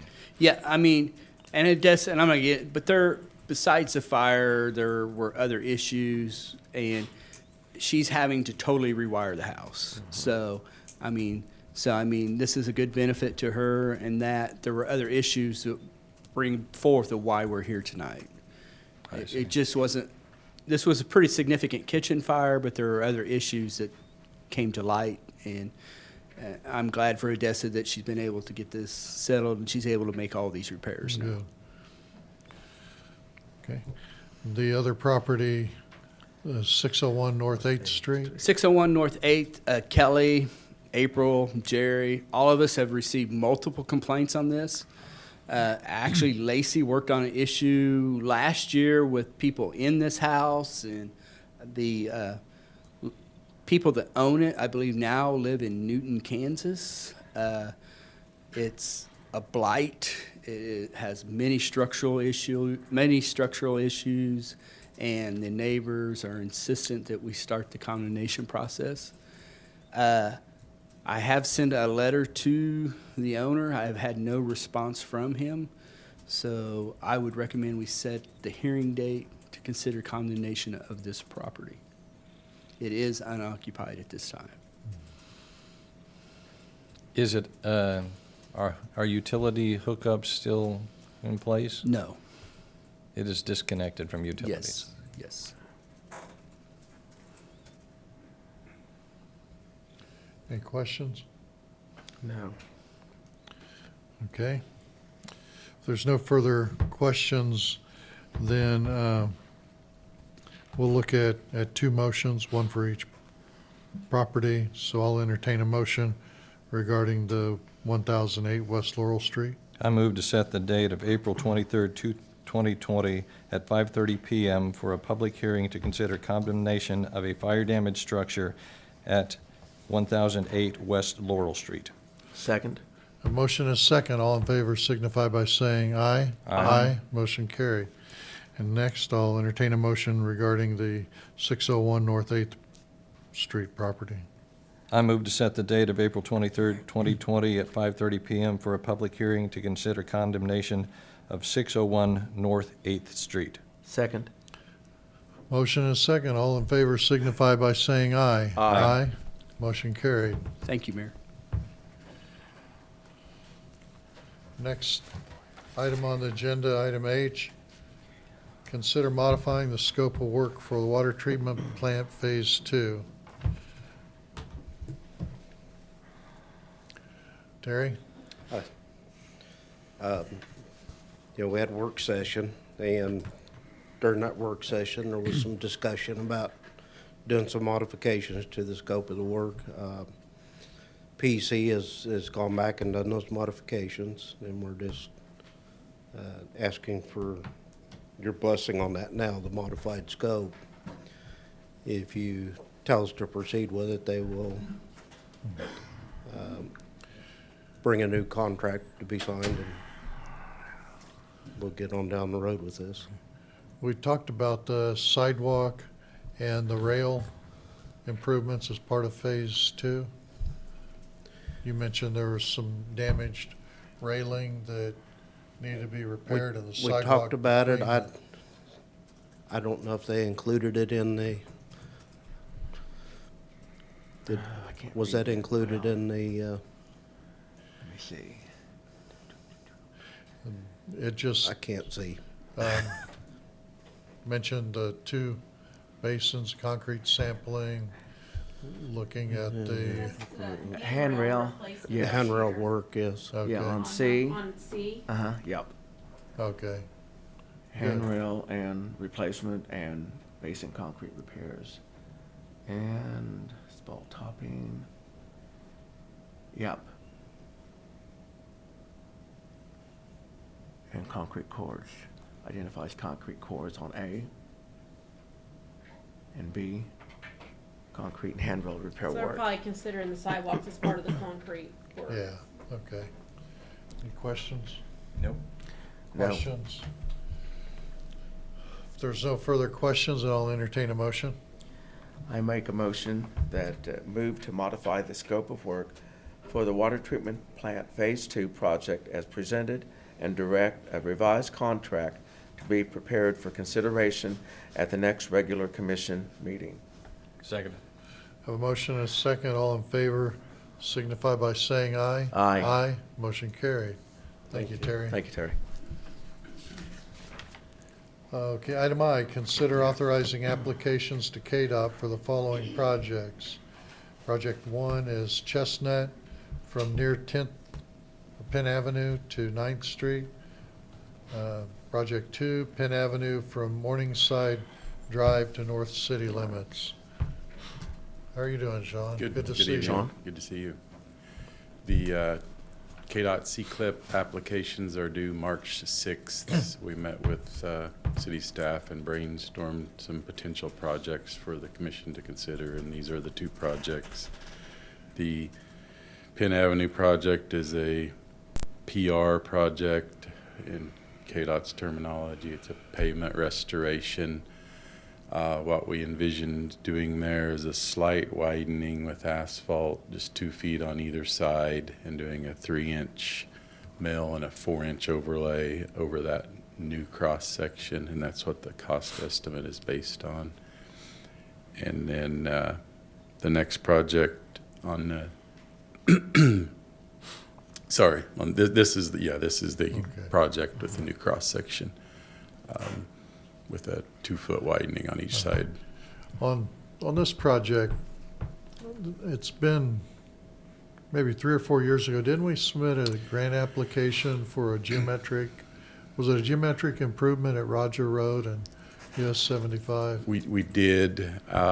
We submitted a project some time ago to actually change some of the vertical curves, doing a substantial amount of cut. It was a pretty expensive project, but we did not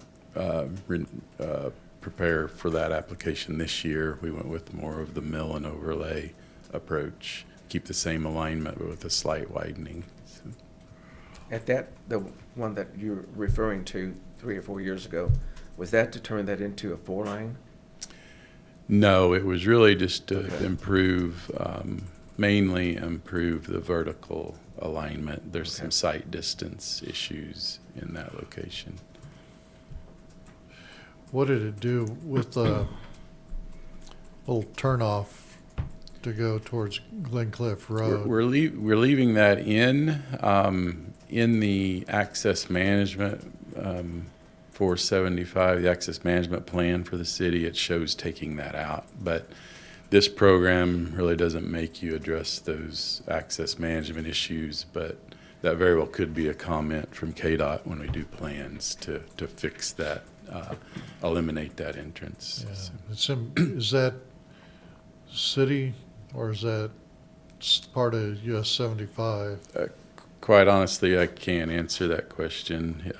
If it's city right away or if it's part of the highway right away, I don't know if Mike knows. Yeah. I just wonder, it's in pretty poor condition. If getting that Yeah, and overlaid. it does call for it to be removed with the access management, so I don't know if we can overlay it in this project or not. But there's probably, if it is on state right away, it's potential. There's some contingencies in the budget where it could be done if allowed by KDOT. So since March 6th, the deadline, we need to get it applied for. Is there a way to add that back in to the grant later on, or would that come out of our, how, We can check and see if that's on KDOT right of way and include it in the application if it is, if Yeah. that's what the commission desires. If it's not on KDOT right of way, then they wouldn't allow us Yeah. to do it under this program. just, you got the tie-in that there's a lot of rough spot right off of 75 coming into it, and the transition seems but then where do you stop and start? The whole thing is pretty rough. Yeah, I know they will let us go to the edge of KDOT right away with our improvements, but I can't, in that location, I don't know where that is off the top of my head.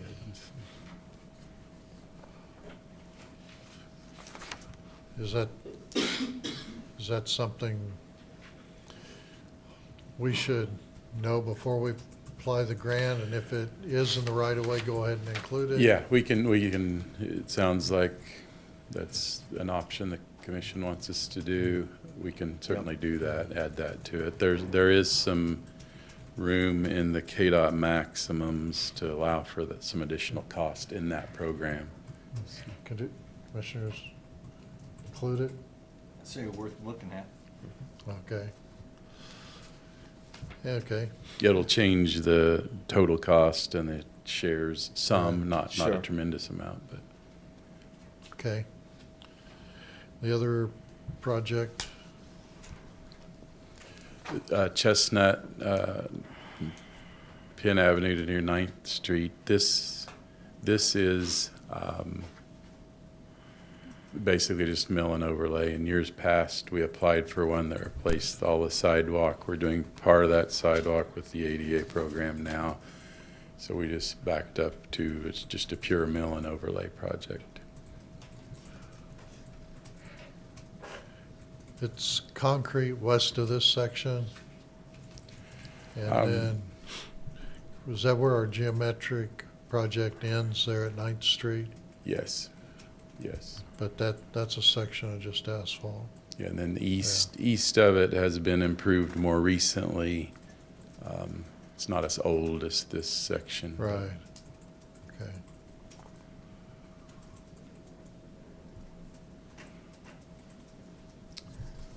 Good deal. Any questions? No. Okay. No further questions, and I'll entertain a motion. I move And to authorize. The motion should probably address the Oops. addition of the portion at Roger Road or at Glen Cliff Farms Road. Your first motion won't need to be amended. Right. Okay.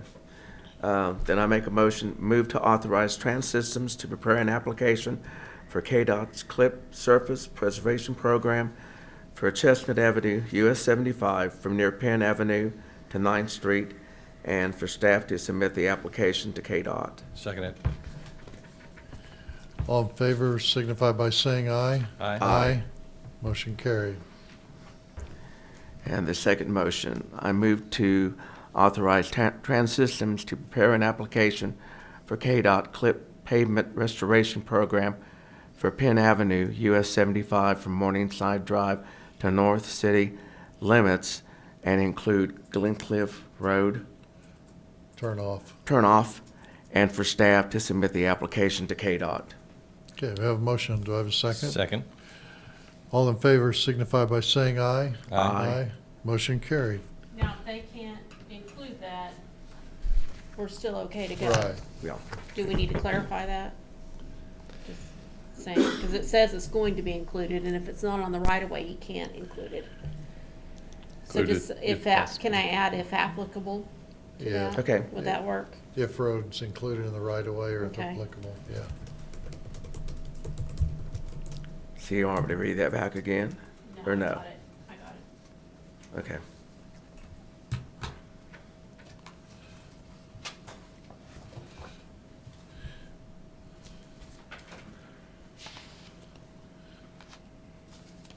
Okay, next item on the agenda is reports. Trans Systems will update projects.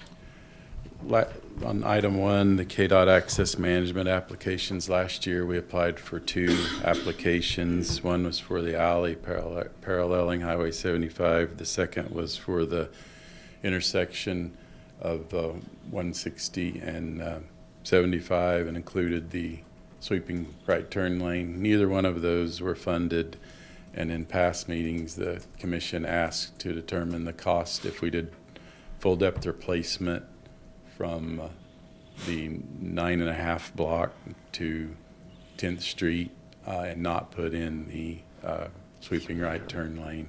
So we prepared a cost estimate for that, and that's the breakout of it. You have a current KDOT grant for the red area, and the costs are broken out there. That's a total of 1.38 million, and KDOT shares $1 million, so the city's share is the 384,000. Then to do just full depth replacement from the west end of that project to 10th Street is another, and I'm gonna have to look at my notes because I can't read that from here, is another 380,000. And that does not include any right turn lane or any right-of-way acquisitions. Okay. We wouldn't need right-of-way acquisition there, would we? No, you would not need any. Yeah. From our brief conversation with KDOT on the access management, the right-of-way came into play on Yeah. why they didn't fund that. Yeah.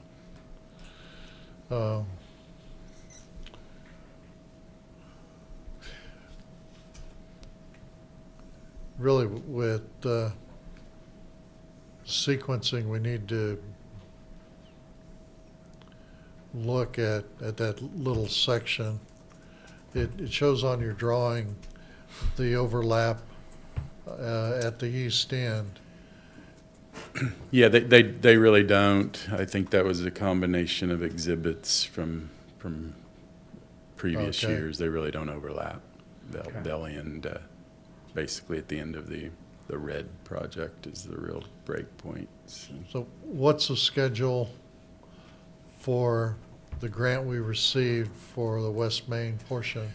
Some of the engineering. engineering fees are KDOT funded, so you have to go through an RFQ, and I think Lacey's. We're about ready to submit it. I just wanted to know, I want direction on if we're interested in this piece, so I can include that in there. You know, I think we have to. You know, just it wouldn't make sense to not do it at the same time, to try and come back at a later time to close the road, to remobilize it. You know, now, when we do the portion that we have the grant for, between 8th and 9th, now's the time to do that. So, I don't know how the other commissioners feel, but looks like the sequencing is almost a necessity. Is the project from 8th to 9th full depth? Yes, full depth concrete replacement, yes. And I see. And is the additional cost quoted as concrete? Yes, Thank you. yes. And part of the problem with that half section of block is that it needs to have a full depth. The concrete below the asphalt's deteriorated and the base is gone. And When we did the West Main project from 10th to 18th several years ago, yeah, the concrete was in horrible condition, and we could tell where we abutted at the end of that project that it was continuing on, but just due to the project grant at that time, that was the limits of what could be done, so. No, I agree. Let's include that and do that whole section. Doesn't make sense to try to piece it out and come back and do it later. If we're gonna shut it down, let's shut it down, and let's make it good from A to B. Just so you know, we may have to, if we get all these projects that we've applied for, we may have to issue bonds. So I just want you to be aware of that. right, that was the next thing. If we're gonna go ahead and do it, now we need to look How at to pay for it. financing and maybe readjust some of our projects too. This is, the overlays in the other part of towns are important, but this is critical. The number of vehicles, the impact that that street has speaks a lot about the city. If we can't maintain that little section, or we'll leave something like that, and we're not managing our projects. So I think we need to, if we're in agreement to Makes sense to include me. it, then we need to start looking at how we can finance it, whether it be a bond or, you know, the options of a bond, or take the other street overlay projects, put them on hold, put them here and build up to do them, or something we need to really evaluate to see that this goes on with the other project and is included in it. Will KDOT, since they're not funding it, will they allow us to include it in the bid package? I believe they will. Now they will allow you to bid the project here rather than send it to a KDOT letting. And we may want to write it that way. And then you can combine them, and if I believe they will. It'll be non-participating, but you can combine it and break out the quantities. Okay. And this is scheduled for 2021 or 22? 21 or 22? I believe this is 2021. Okay. And then the two that you saw before, the two C clips, are the 2022, 2023 state fiscal year. So Okay. June or July of 2023. Well, another question back to the corridor access management on the alley. We didn't get it, but since that was identified in the access management plan as a route, what if the city decides to replace the alley? Do we have to comply with access management regulations, or can we put the alley back as it is, width-wise? And No, I don't believe they would make you comply with any KDOT standards if you undertook the alley replacement on your own without KDOT funds. I don't think they would, or I don't think they would do that. So. They wouldn't make us close any entrances off the highway? No, I don't believe so. not on the alley. But, well, what I was wondering, you know, if we replace the alley width, 'cause part of the cost increase, we had to increase the width, and it was land acquisition. You know, if we're gonna look at having to get a bond for that half block, the condition of that alley is really in poor condition. We're gonna have to do something Yeah. with it. Is it feasible to consider including this in the project to be bonded so that it can be done? I don't know if you've driven the alleys, that alley, Yeah. but it's just a thought. I know we're not committing to it, but is that a possibility we should look at it at this time? That if we're gonna have to go for a bond, then it would make sense that we're not gonna have the money to do a full replacement base and concrete alley out of our normal revenue. I'm assuming that if we're doing what you're talking about, that the total cost will be substantially less than the access management cost. Is that Correct. correct? Correct. Yes, we wouldn't have to construct it to KDOT standards, so it'd be substantially And no less. land acquisition. So are we talking about half as much? We'd have to update the estimate. It's been a while since I've looked at it. I couldn't answer that now, but it wouldn't take much to update that cost estimate to answer that question. You're referring to where the Wilson Clinic is, the old Brahms? Yeah. You're talking about that whole block? Well, no, Just the that? whole alley. The whole alley from Dairy Queen all the way? Dairy Queen to Mikey's? Mikey's, Almost 2,700 feet. yeah. Oh, okay. Okay. You can't pick out one block that's worse than the other because it's They're all all bad. bad.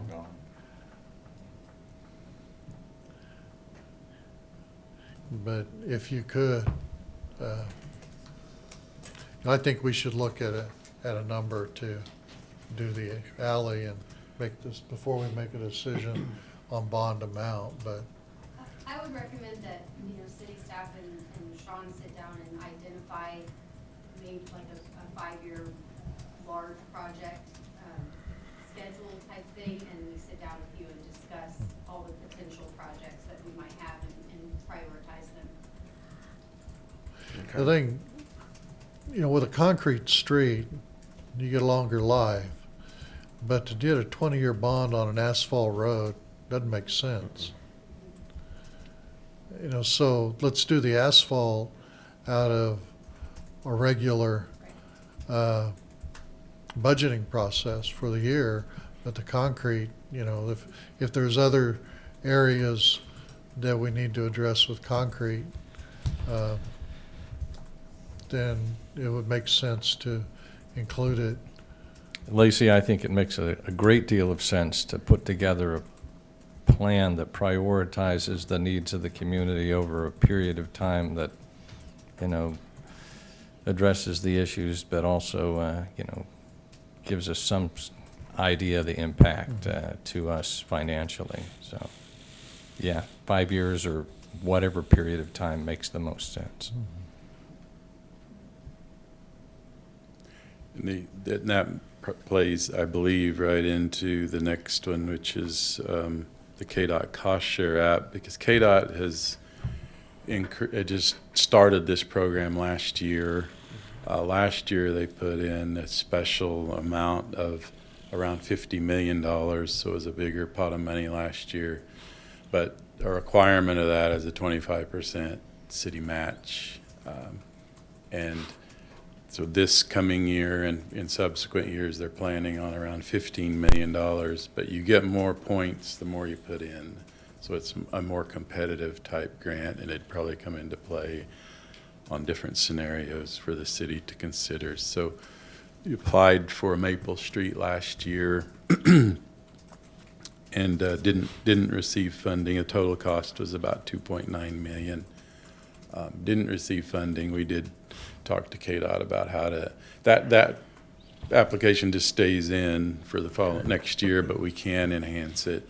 And we talked to KDOT about ways to do that. And it was basically things to stress on safety and economic development. In particular, safety, I think we can improve the application on. So with that cost of 2.9 million, or just say 2.9 million, 25% of that cost would be on the city. And if that had been approved, right? Yeah, in the last year's application it was, yes. So this is something that we might want to sit down and talk about, making this part of the bond consideration, being the cost of it. As They'll- another, identify this also. They'll reconsider those, I believe it's April, so we'll probably need to. April 15th. Okay.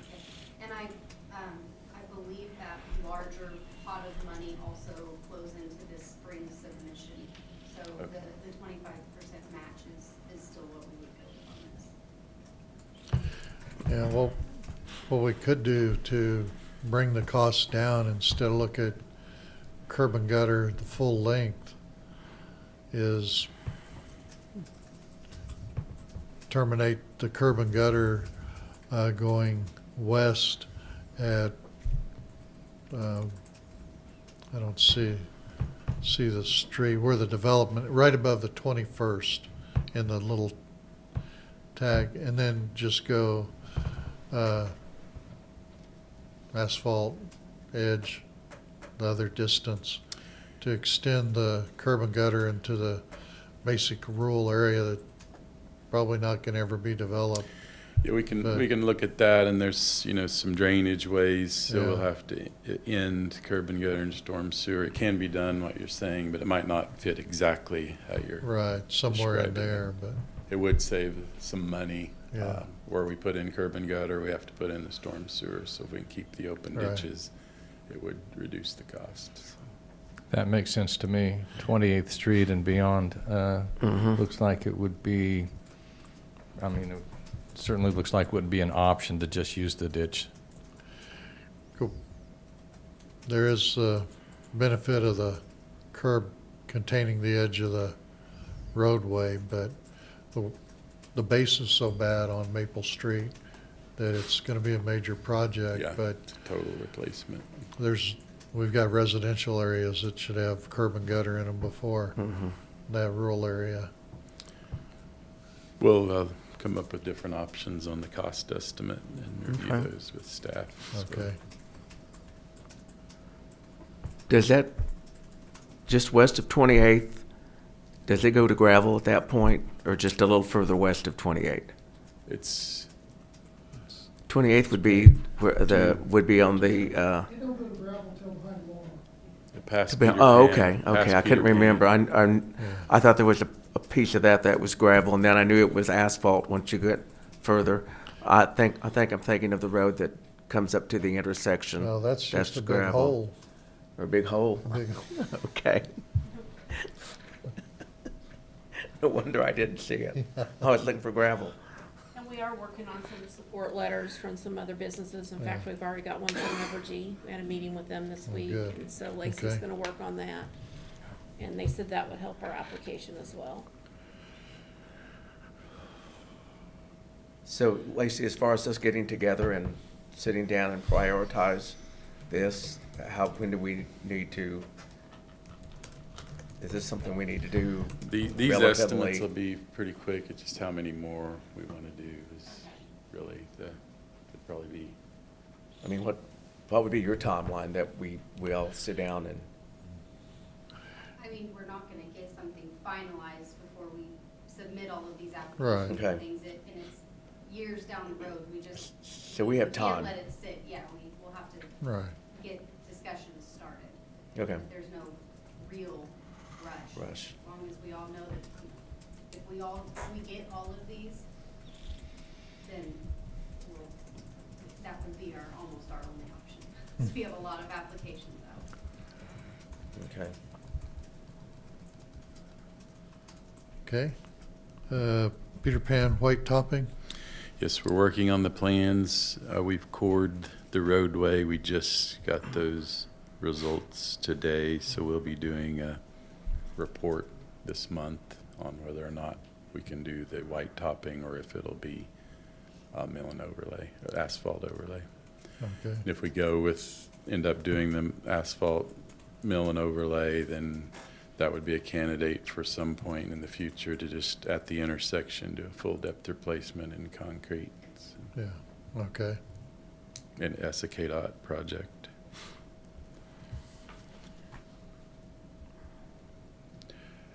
Peter Pan Phase 3, there was a pay app on the agenda tonight that was for 49%. They'll be turning in a pay app next week that'll be 72%, so they've gotten a lot of work done. They've poured almost all of the west side here recently. They still feel will be done by the end of March. So. ADA Phase 4, it's the same contractor doing Peter Pan, so all of his forces are concentrated on Peter Pan right now. So the ADA Phase 4 is 84% complete.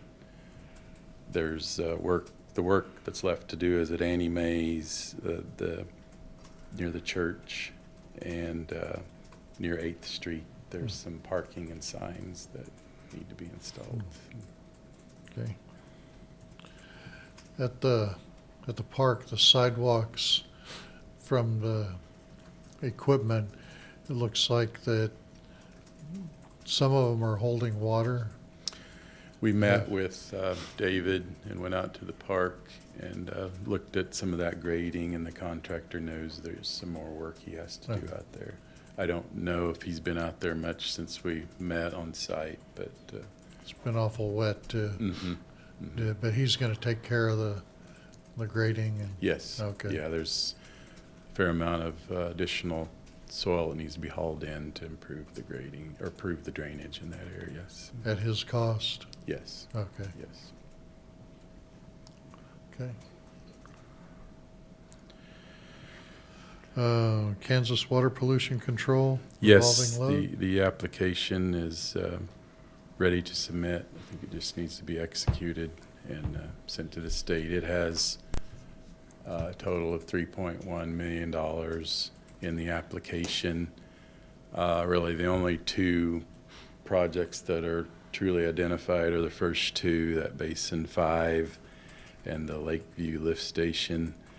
The leaves 1.79 million, and it's just described very broadly so that money could be used for really about anything. You could use it on on a lift station upgrade, like has been discussed with the Wald, or on additional I&I abatement. So that's just really for future projects. You said we could do both of those, right, projects? Yes, I did not bring an estimate on Wald. I had done that at one time. Was it around 500,000 or 600,000? Lacey knows. So. Needs to be refined. Yeah. And Wald Street was the one that flooded out and Yes. pump and all that. So there's still quite a bit of money in that Yeah. fund that can be used for other projects. Are the first two ready to bid? The plans have been prepared and approved by the state. They may want to, if they're older than a year, they may want to look at them again, but they're Okay. ready. They're complete and ready to go. So is this the application, or have we been given the loan? It's the application. Application, okay. We had applied at one time and it came back, and now this is, There Final were a application. number, we did a couple of public Yeah. hearings that were required, and then there was an environmental review process that was required. Okay. So You those, had to close out that other loan, the first Yes. loan, right? Didn't Yeah. that delay it too? yes, they wanted us to close the first loan out before we reapplied for this one, because that one, we had it open a long time, and they allowed us to amend it several times, and they wouldn't give us any more Yeah. amendments, basically, so. 3 million doesn't go very far, does it? Not on water or wastewater, it doesn't. No. But it will resolve a lot of problems that we've had. Going in the right direction, okay? Any questions on item 6? Well, appreciate you Nope, thank coming, you. Sean. Thank you. Thank you, Give us Sean. that update. Next item is a sales tax report. Yes, so as you can see, sales tax for February, which would have been December 2019 sales, are up 12.1% over 2018. So that is great news. Our Shop Local campaigning must be working. That's December's. These would right, be from for December December, sales. right? Mhm. Okay. You don't have the granularity to tell us what sector of the marketplace I would not be able to give you that information. Nope.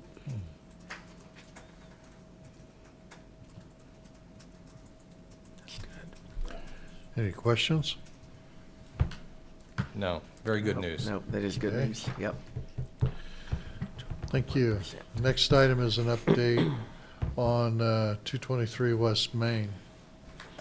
Mayor, the only update, I mean, we've met with Mr. Morrison twice in the last couple of weeks. He was sent some information by me just a day or so ago. He knows what he needs to do, and we've asked him to please provide us with the information that we need. So we're just need him to provide the information and not having more meetings. So we're just trying to get the information. So that's all Yeah. I got to report. The information that you're really asking for was nothing new. That was on No. the drawings that were issued initially. Yes, exactly. And submitted with the building permit Right. phase, so. Yeah, we're just It's- asking for the information and, for him to come into my office and just keep going over and over it. We're just not getting anywhere. We want to move the project forward. We have hired people to do this, and we're just asking for the information. So it's not additional beyond what was submitted in No, the, we're just asking the for what drawings. Mr. Poole has asked for, and was on his drawings from the Yes. MEP and yes, the correct. architect. Okay. Yep. This has been going on since what, August? Well, June 14th is when it kind of all Okay. started. It all But, started, but he had some revised plans he was supposed to be working on, and yeah, if I remember right, back in August, early August. yes, yes, sir. Yeah. And we're still waiting. Still okay. Yep. Okay, any questions? Okay, the next item then is neighborhood revitalization plan update. Kelly? I've met with all the taxing entities except for ICC, and I'm scheduled to meet with them on March 9th. Once I meet with them, then we can send this off to the Attorney General for approval, so I just wanted to let you know where I was at. Okay, great. None of them had any issue with the Knock plan? on wood, Yeah, so great, far, so great. good, so, yeah. Item E, 2020 census update. First Friday presentation, Stephen Hill with the U.S. Census Bureau will be doing a presentation at First Friday. And after that, we're gonna have a complete count committee meeting to kind of see where everybody is and how we're reaching out to our different groups. I'm meeting with some pastors with Steve McBride this weekend, and also working with some other pastors to get them some information to distribute at their churches. And then I've got several other in the committee that are wanting some information, and also I'm working with Kathy Shepherd on the open arms to get, when they have their dinner, to get some information there. And so, I mean, we're working it, and everybody on the committee, they're doing a good job. Good. So we're just kind of getting coordinated. Anybody's invited to attend that after First Friday if they want to help us out. Okay. We've got about 50 people on the committee, so I think that's pretty great. good. Okay. Good start. Next item on the agenda, item F, city board minutes. Commissioners have any questions about the minutes that were included in the packet? I do not. I do not. Okay, then the next item, item G, HDTV hometown video. Now, I don't know. We will see if this works. Hopefully. Hello there, I'm Lisa Wilson from the Independence, Kansas Chamber of Commerce. I'm proud to say that I've lived in this great community my entire life. Welcome to my hometown. There's no better hometown than Independence, Kansas. Nestled in the southeast corner of the state, surrounded by rivers, lakes, fields, and farms, nearly 2 hours from the nearest metro area. It doesn't get much more rural, and it doesn't get any more special. Founded 150 years ago this year, our hometown has a remarkably storied history. Independence was built on rich agriculture and oil resources.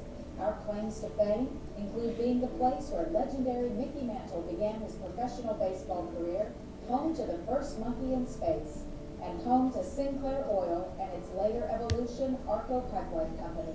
Recognized as one of our town's premier historians, Ken Brown has extensively studied Independence's colorful past, including its grand architectural footprint.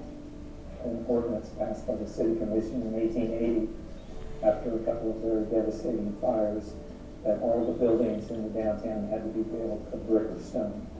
And so many of the buildings were built between 1880 and 1900, and they provide the stock that is still available in our downtown. And we were at one time the richest town in the world per capita. Though Independence was once the very definition of a boom town, times and seasons change. More recent history has been less kind to the community. The 1990s saw the relocation of the pipeline company and its many executive jobs. In 2007, community neighborhoods were devastated by unpredicted flooding. The exit of other major employers followed, including the 105-year-old cement factory and the community hospital permanently closed its doors 5 years ago. In times of economic downturn, our Main Street has suffered through multiple business closures, leaving vacant and sometimes neglected downtown buildings.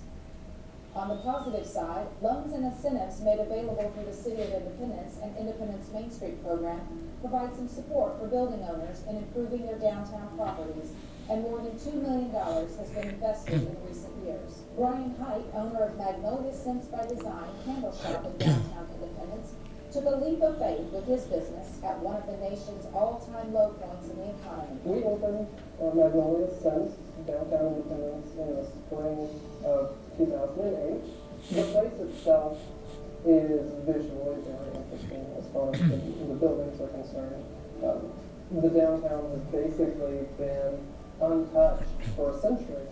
The building that we're standing in, my store, was built in 1890. This building is 130 years old, and it hasn't changed because people have been investing and reinvesting in this town for that whole time. And that really gives us a nice connection to the past. An immense outpouring of volunteerism sustains our unique community vibe, including the annual Neat Wallet celebration each fall, the annual Love Independence Day full of random acts of kindness each spring, community cleanup projects, and the ongoing work of a community mission to rehabilitate homes for people in need. You'll find no better representation of hometown pride than our Riverside Park and Ralph Mitchell Zoo, a family destination featuring exotic animals, a modern water park, and rides on a nostalgic carousel and miniature train. Rhonda Clark and her husband Jim Hayward decided to make Independence their home and to open a downtown business here after visiting and falling in love with our community.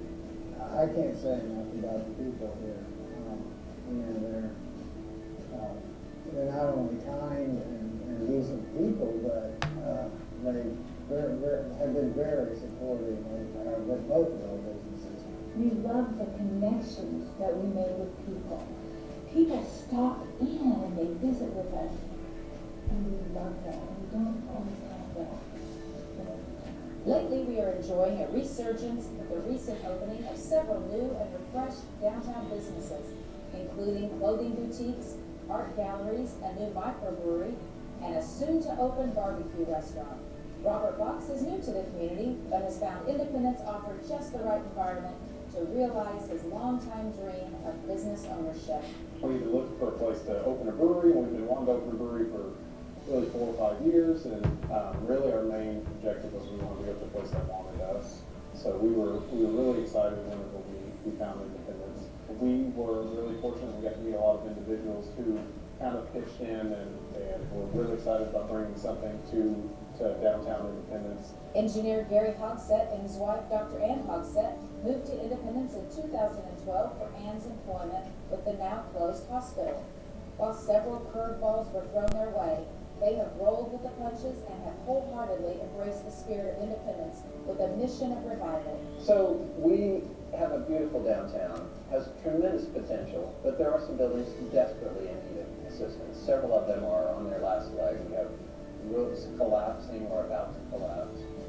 But I think really we're almost at a tipping point. We've got a beautiful downtown. If we could just get a few more looking beautiful, I really think we'll hit that tipping point and Independence will be the place people want to be.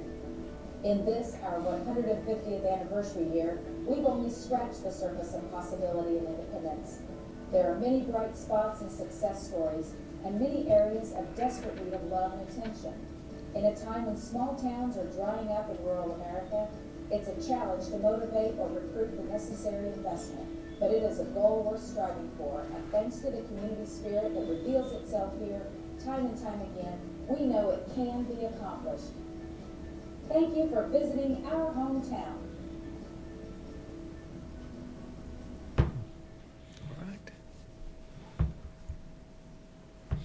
Actually, Lacey was really involved in that. In fact, she had a contact that, Lacey, you want to tell them how that came to be? Sure. And also the purpose of it, how it's going to be used. So, well, the original purpose was there's a HGTV contest to have a show filmed in a small town. The requirements were population of under 40,000 with a historic downtown in need of revitalization. So Tabitha and Lisa and April, I think all three sent me separate text messages of saying that we needed to enter this and pull together and do something to showcase our hometown.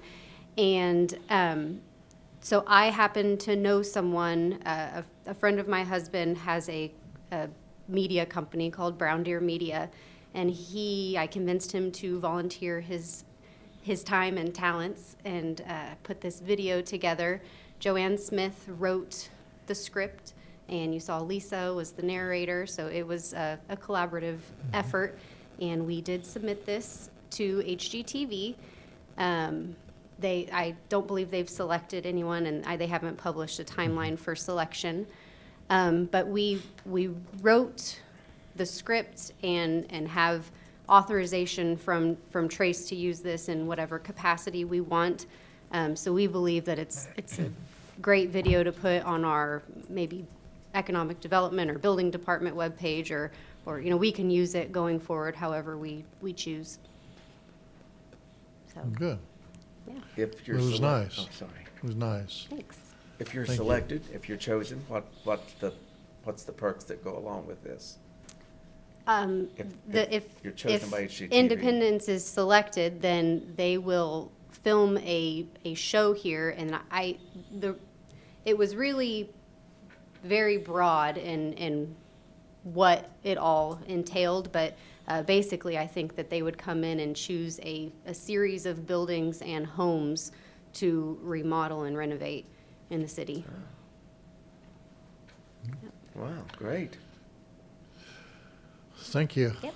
Yeah, Thank you, good job. very nice. Next item on the agenda, item 6, city manager comments. Let me get out of this thing here.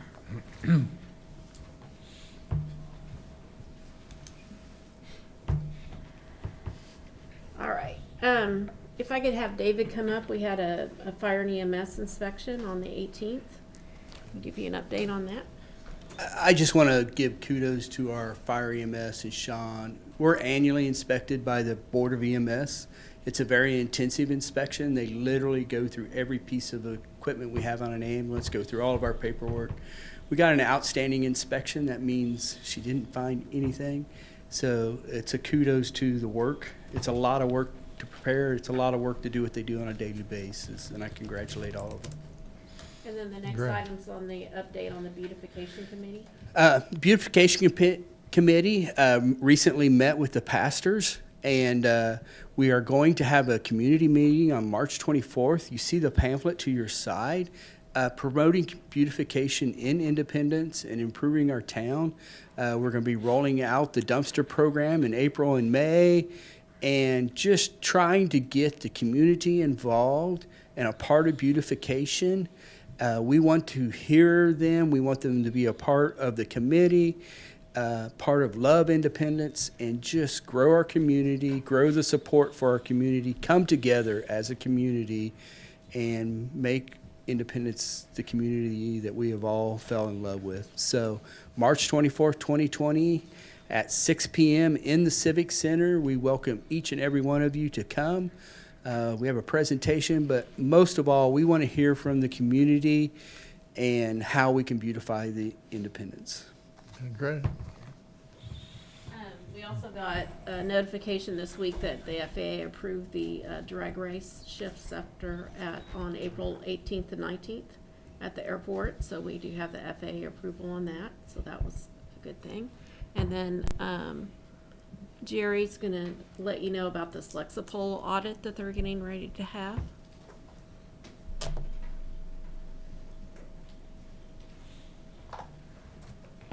If you guys remember last year, we expedited, took an item out of this year's capital budget and took freed up monies that were left over last year and approved the operational assessment from Lexipol. However, Parsons chose not to participate in the assessment, so Lexipol was putting it off, trying to give them an opportunity. It didn't work out, so Lexipol's moved forward with our assessment. So they've sent us all the stuff, and we've met and started the pre-arrival gathering of documentation for them and sending it to them. So that's an ongoing process.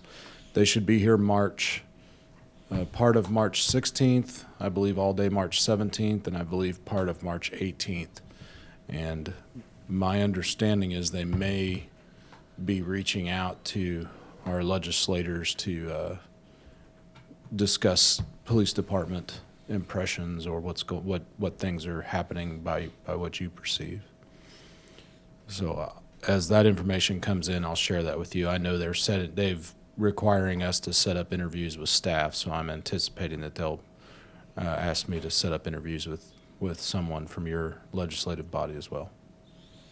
Do they honor the discount price, or do we have to pay the full amount? Oh, they stood true to their word. I've been a customer of Lexipol, or worked for a customer of Lexipol since probably 2014, 2013, somewhere in there. And I've always found them to be an outstanding organization in every way. And I've had training from the organization since probably 2010, and I've met the guy that runs the show, and I've always had a great deal of respect for that organization, and that continues in this process. Good. Looks like some good things coming to the police department, a lot of progressive changes and looking at crime prevention and documentation that's really beneficial for all of our officers and our citizens. So this is great. Okay. Thank you, Jerry. Thanks, Chief. You're welcome. Sorry. I also wanted to let you know that we had a meeting with Evergy this week, and they do have the data off the data recorders for the central energy plant. And so they would like to meet with you on your work session in March, Okay. March 18th at 9 o'clock to go over that information with you, and then also share some street lighting projects that they're working on in the West Main, in the Main Street area. Okay. So if that's okay with you gentlemen, Yeah. that's when Carrie West is scheduled to come visit with Okay. you about that. Good. March Good. 18th, 9 o'clock, okay? Yep. Okay, Commissioner comments? I have none. I have none, Leonard. Okay. Next item is public concerns. I have a request to address the commission, Dorcas Sutton, concerning sidewalks. Dorcas? Thank you. This is just a small piece of everything that you've talked about tonight, my request. Last summer, we had a water leak in the street on my corner. And in the process of getting that repaired, city equipment scratched up the sidewalk from the street to, and it's going to left hole, so it's going to freeze and it's going to make a bad corner there for people walking. And I'm a pedestrian. I see sidewalks. And I know some sidewalks that have been so bad that people have tripped, fallen, been hurt badly. And all I'm asking is if, especially since the city created this problem, that perhaps they should resolve the problem. That's it. Okay? Thank you. I'll make a note of that. I wasn't aware of that. No, good. What's the address, Dorcas? Where's that at? 1201 North 5th. 1201 Okay. North Fifth, and it's right by your house? It's, yeah, from my house to the. Okay, we'll take a look Okay. at it. Thank you. Thank you. Next item is executive session for the purpose of reviewing and considering city management applications. And the motion is, I move that we recess for an executive session for review and discussion of city manager applications pursuant to the non-elected personnel exception, KSA 75-4319B1. The open meeting will resume I got 8 o'clock. at, how about 15 minutes, 8:15? Your pleasure. 8:15. So I have the motion, do I have and it'll resume in the Veterans Room of Memorial Hall. Second. I have a second. All in favor signify by saying aye. Aye. Aye. Motion carried.